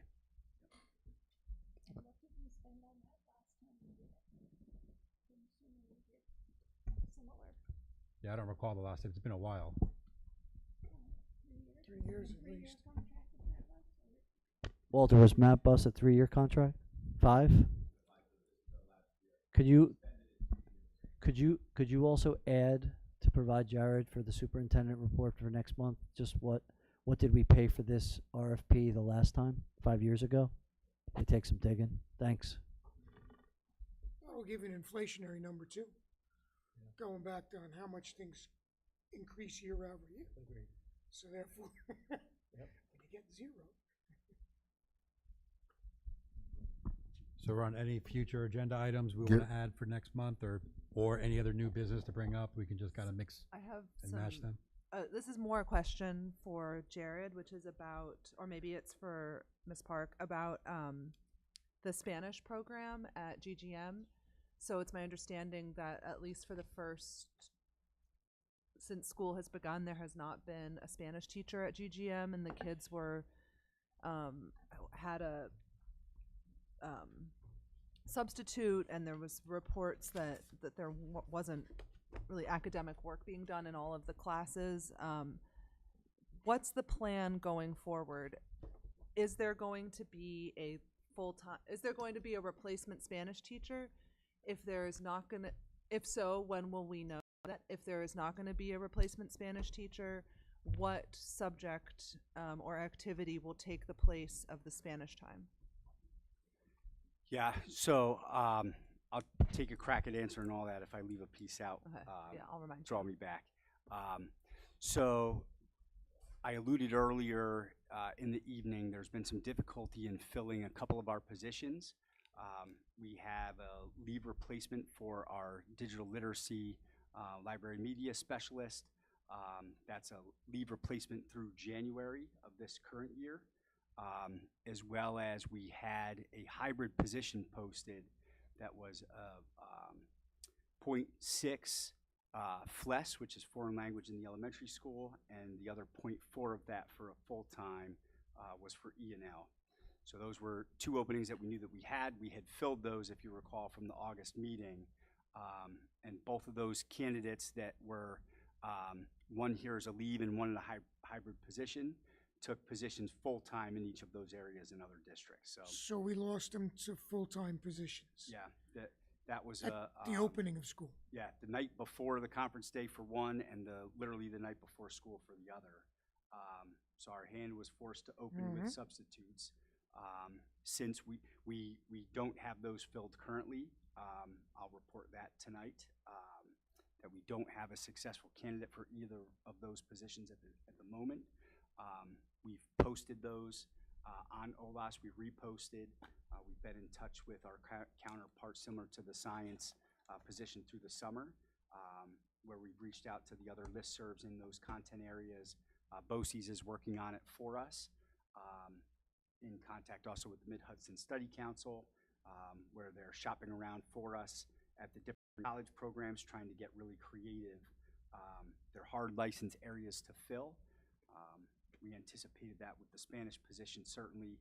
E&L throughout the region, I think when we queried when ours was posted, I think there was in the 20s, 40? Yeah, but four pages over 20 some odd openings within like a 30-mile radius of Tuxedo. So it's just a really hard certification area to fill. So for us here, we started the year with substitute teachers. And they are doing the best they can with what we signed them with to open. The content area for Spanish, we had a teacher that formerly taught that you know, those first couple days certainly was a bit of triage trying to figure out our plan forward. But the teacher that taught Spanish prior is working with that substitute on emergency plans. And then we're doing the same thing with library media. I can talk a little bit about it here in public, and then certainly if we have discussion in executive, I can talk a little more about some of the personnel findings that we've had. For the foreign language component, what we discovered, that position was half roughly. I mean, it was 0.6 and 0.4 I shared earlier for E&L and Spanish. What we discovered with our E&L minutes, we believe we can cover all of our E&L need with our current E&L teacher, which would reduce that 1.0 posting to either a 0.6 or a 0.5, which it's posted right now currently for FLES. We have 0 candidates. So the discussion with the board tonight would be, that's a special area offering at the elementary school. That is 2 days a week per grade level, K through 6, and 3 times a week for pre-K for FLES. 2 a week for each, so it's 16 sections across the week that we have to fill for special area for the prep for the teacher. So some things to consider for the board. You know, one option could be that we post that in a different way in a certification area that we know that we could fill. Such as? So Principal Park and I discussing 3 options. One of them being guidance counseling to offer the character ed component for ruler, where we currently carve that out of instruction time during the day. I know there was a time where we had a full-time counselor next door and a part-time counselor here. That gets tricky with Miss Oliva's schedule at the high school, juggling both. and you have a kid in crisis in one or the other building, you know, kind of eats at her schedule through the day. She's also taken back on the scheduling at GFB. I know that as a priority for our board, and we hear from the community, is the character education component, anti-bullying. You know, that is something that the counselor could push in and teach those lessons, and then also be available for student counseling as well. That's one option. The And other you think options, you think you'd be able to find a .5 counselor, elementary counselor? potentially, Okay. right? I think we'd have a better shot at that than the FLES. Okay. The other two considerations, I think, for the board that we've discussed internally, you know, we're a STEM school and a STEM district, and we've had a bit of a reduction in that. That's a special area that we could certainly beef up at the elementary school. And then the other reduction in this budget cycle, we used to receive 2 days of art in the cycle. We reduced that to from a 1.8 down to a 1.0. And Ms. Foligno is currently teaching pre-K through 12. And that reduction is now 1 art session per cycle for our elementary kids. So those are 3, I think, viable options. We could post simultaneously 2 of those as anticipated to see what the pool looked like, to try to generate interest in candidates, to try to get this filled by the October meeting. And we would continue with our sub option and then look at potentially other areas that we could fill it with. With the third option, are you saying, is there a way to resolve this using people who are currently here? Or is the resolution going to necessarily include hiring an additional person? There is an option where you could do a hybrid of all of those things, or some of them, where somebody could be pushing in teaching our ruler character ed as a 6th period class. Potentially you could be doing that through an art certification as an additional class. You know, the other offerings, potentially you could increase music, and potentially you could increase STEM. So we have several staff that are certified. It wouldn't be any one of those areas, with the exception maybe of STEM. We may have enough STEM certified people, if the schedule and interest worked out, that you could fill it that way as well.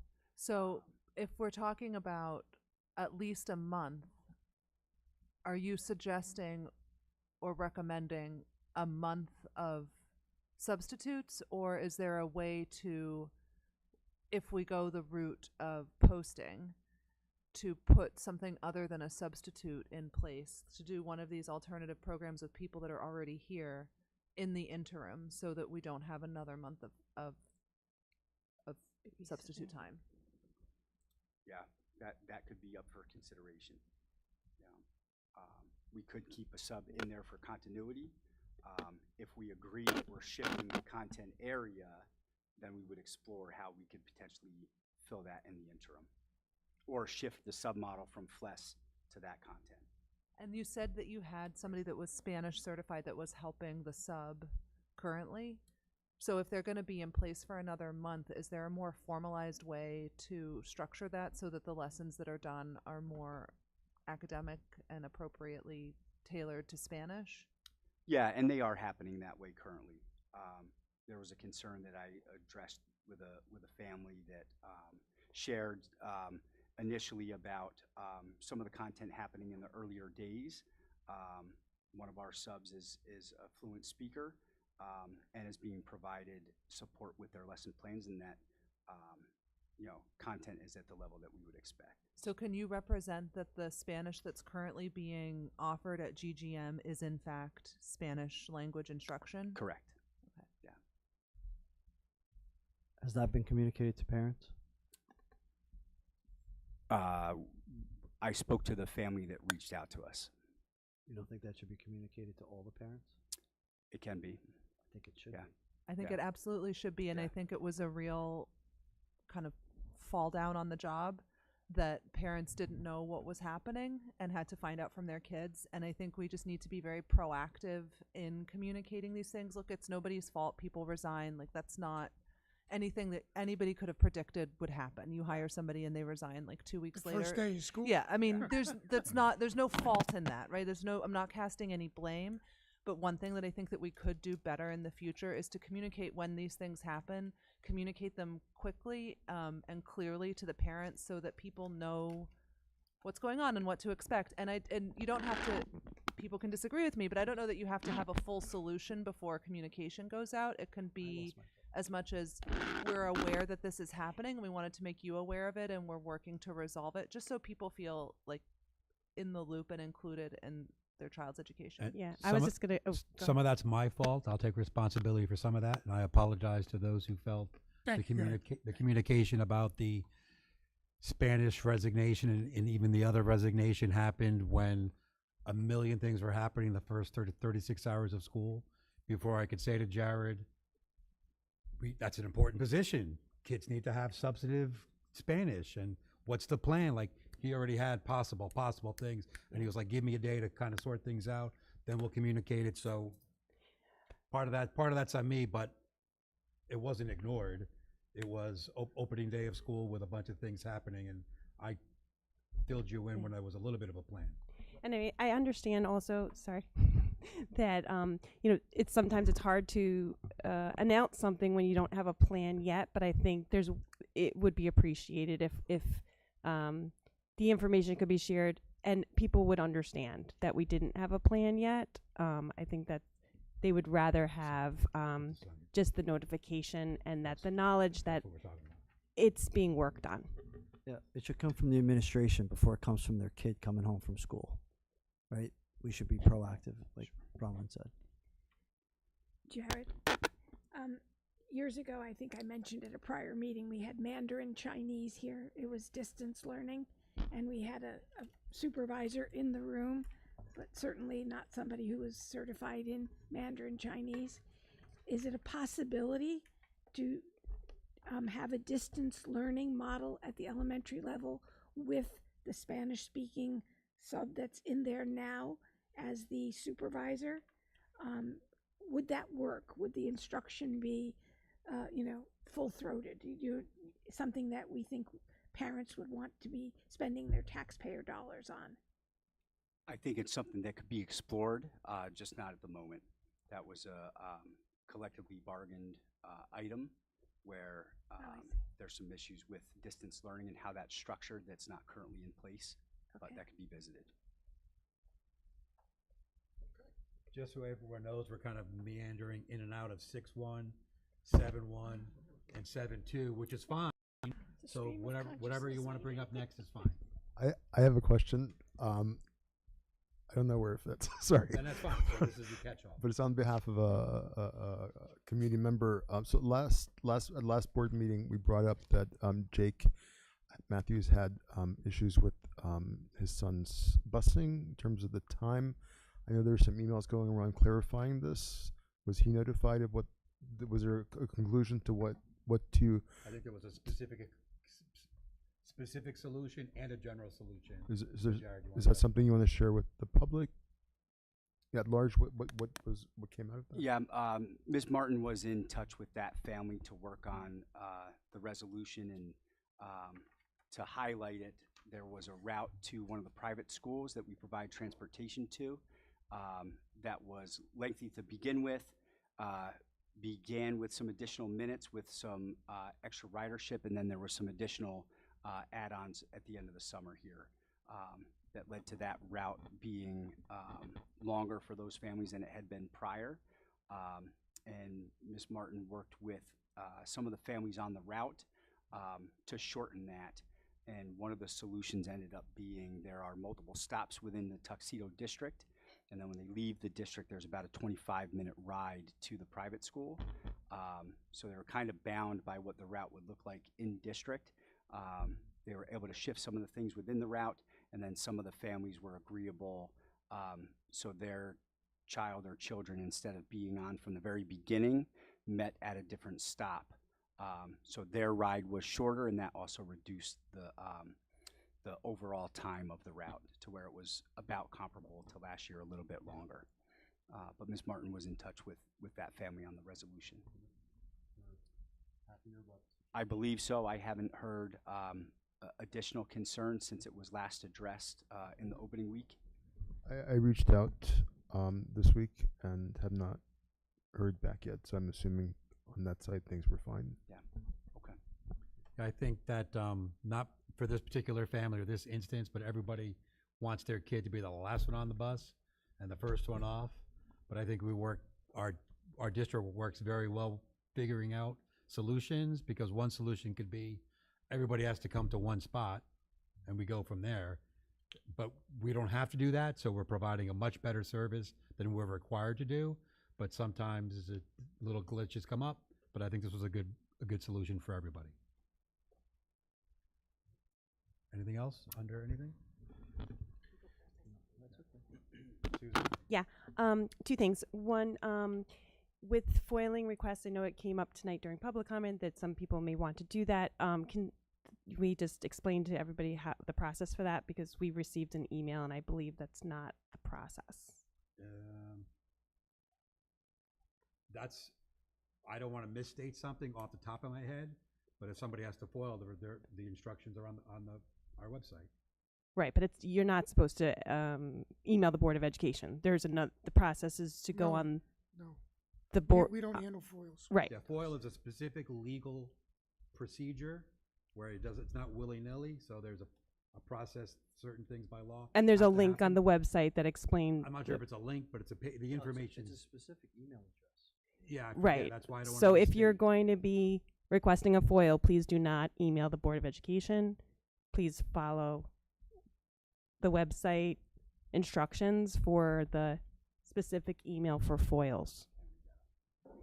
Yeah, and just to share the email for foiling, it's foil@tuxedoufsd.org. Thank you. I didn't want to misstate that. Yeah, either. I just Someone don't want to said have that. a whole bunch of emails Right. that I have to basically respond back to say that, which is now everybody knows. In the past, the press improperly bugged the Board of Education in its entirety with FOIL requests. We're not part of the FOIL process. You FOIL the district.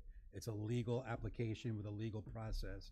So that's why the board is not involved in FOILs other than letting people know what the process is. Wonderful. And then my other comment, it's more of a comment, a request than a discussion, but basically as a new board member, I feel like it would be very helpful if we could have different departments throughout the school give us kind of an overview of what they're doing, what they're up to, kind of give them an opportunity to show off a little bit about what they're doing, but also to present their needs and any, to give us an idea of what, how each department works and functions and what are how we can help them. Are you asking to go to their department meetings? Well, or are you that's asking them to come here? That's, I guess, a discussion piece. Like, my thought was it would be, I think, nice if they came here and gave us a little mini presentation. But the opposite would be, I guess, us go to them. But so what are the options for something like this? Jared and I can discuss that and see, and also with the union and see what they want to do. Okay, because I think The when point- the making point is decisions about the school, I'd like to just be fully informed so that I'm making proper decisions by knowing more about what the There's going to be some departments are all about. contractual issues there, some union issues, because technically Jared speaks for all the departments. So Okay, well, I mean, it could be a presentation from Right, so but- Jared. It doesn't matter who gives it. It just kind of where are we at with our STEM and what are our offerings and just kind of more of an overview of each department so we can.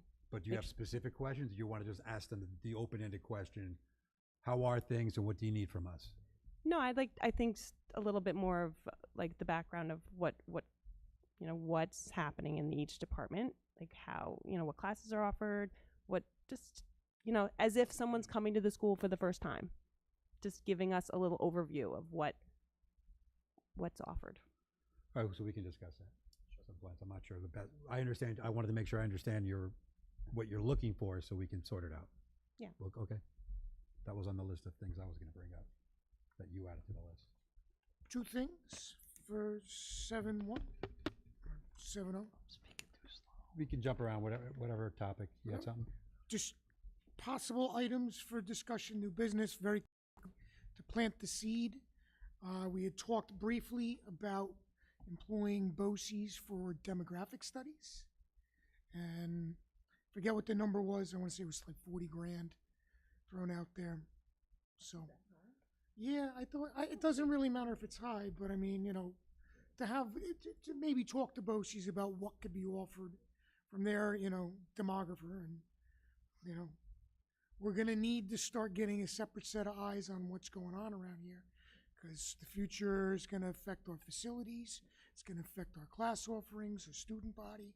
We really need to start, and if it's not in the budget, and I'm pretty sure it's not in the budget, that's money that's gonna have to come out of our That's what I was just $2 going to ask million you. because that's what this is Yeah. about. As a contingency budget committee member, Yeah. is where would, that would be my question. It's Yeah, like, how would we fund I would this? take a look, and I don't think it's in the budget. I don't remember it being discussed last year. So, and I certainly wouldn't spend a penny out of the current budget because we don't have pennies to spend. So, if we want to take the future seriously, and that's what this money is for. One thing, and I agree that might be necessary, is to think about the timing. There's an ant on my gross. To think about the timing in terms of the reserve, because I had heard that at least several homes have now been sold in the reserve. They haven't closed yet, though, so I think it's the closing that triggers the taxes. But that should be coming up. But I mean, as the reserve people get more of a sense of who's coming and what their needs might be, do we want to try to coordinate that in any way with them timing wise? I have no idea. That's just something to think about. I think that's a completely separate question. But getting a real breakdown of bedrooms, square footage, what's realistic and what's not. I mean, the builder has given us a demographic study, but quite frankly, I think a second opinion in many cases is valid. Because, if we're going to be looking at facility upgrades or rehabbing what we have, we're going to have a realistic idea of what's coming down the pipe. So anyway, I throw it out there, and, we'll kick it around for consideration because possible in the business. The other thing, too, is it's my understanding that the audio at the town hall works much better than all of our systems. So would be curious as to find out who services those and where did they purchase them, where did they get them, so that maybe we could find a permanent solution to either having our meetings here or next door in the auditorium. But the public wants to hear what we have to say. Especially if they're emailing in. So, Do we have any public comments emailed in today? no, okay. Just making sure. Did you want to bring Just FOIL requests. District organization? Okay. So the other topic, Bonnie, you and I had add to this. This is kind of the next thing on the agenda. But you want to explain the honor flight and what we thought the school, we should continue the civic, the 9/11 presentation, and continue that civic lesson? Yeah, Or do you want me to do it? I It's don't know up to anything you. about the honor flight. But- I do. But that whole, what we thought of that day. Right. Well, I think that we need to have a strand someplace in the curriculum with civics education, whether it's a club, whether it's something that we, put across the social studies branch of the high school, and I don't know, how we would do that at the elementary level, but I just think that civics is something that our students need to learn in conjunction with everything else that they're learning. And the background was the guest speaker for the 9/11 services here, after he did the 9/11 presentation, had a nice presentation for all the high school students inside, and his suggestions about civic was an eye-opener for the several of us who were there, in that there's things we can do, just simple things like we have several students doing this honor flight, which people can look up, but it's having vets go to DC and they're accompanied, but other things that they could do in terms of service and awareness of your government and civic responsibility. And so we're not looking for a quick solution tonight, but we got to figure out where this falls under to come up with some ideas to get some civic education and or other civic continuation things going on. Well, we have the Internet Club, right? Right. So- We have things, but it's just so important. We think could there be more things? I guess the So thought that's an was, idea. trying to dovetail it and, into the curriculum somewhere. So Do- that's do- something we would have to work with one of the committees on. Do we have any course on government?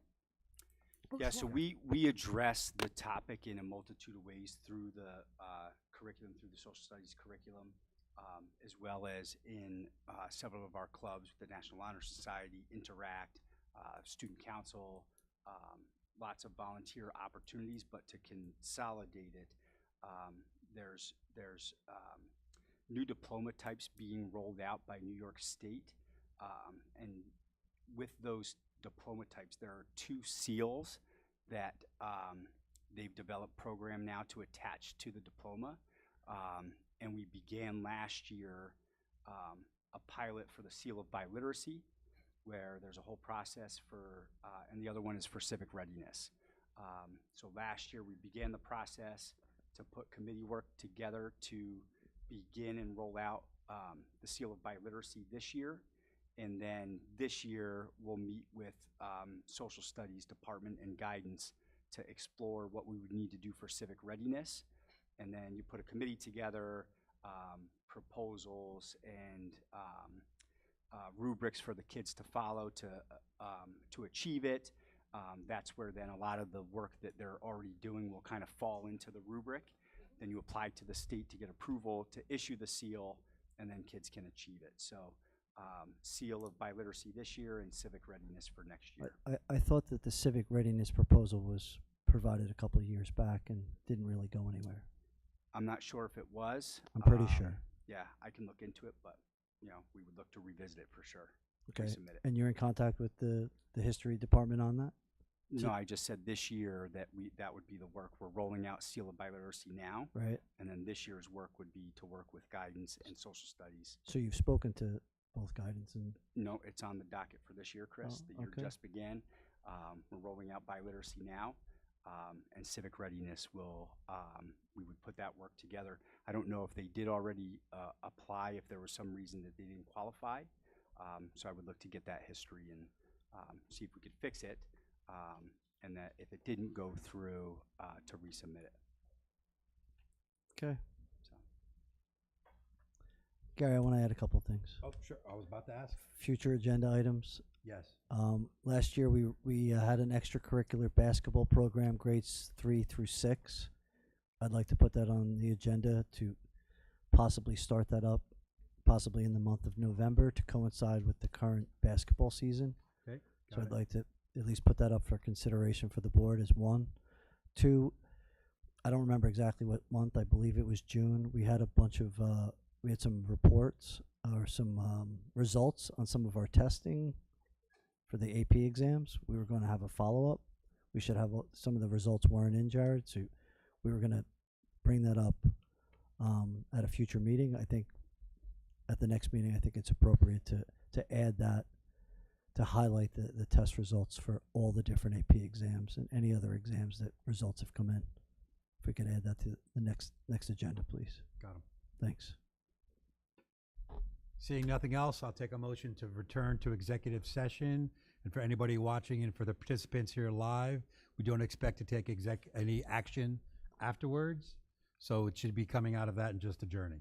Do I have such a motion? So moved. Second? All those in favor? Aye. Aye. Okay, we're in executive session.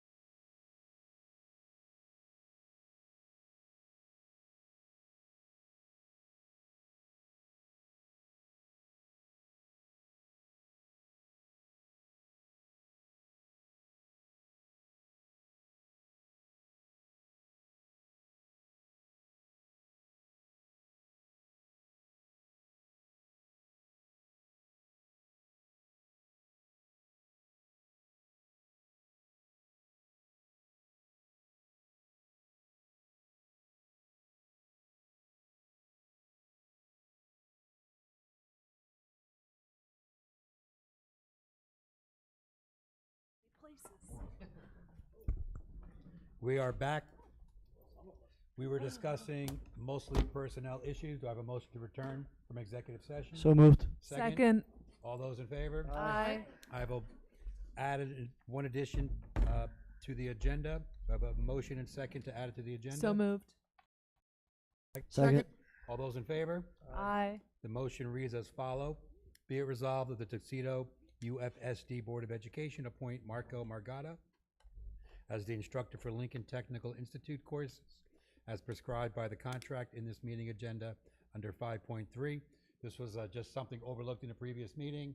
We've had a bunch of instructors doing the kind of college and other coursework, so we're just catching up fixing this. Any discussion on this? Nope. A motion and second? Did I do that already? No. Motion and second? So moved. Second. All those in favor? Aye. Abstain. Do I have a motion to adjourn? Second? moved. All those in favor? Yes. Aye. We're good. Good night.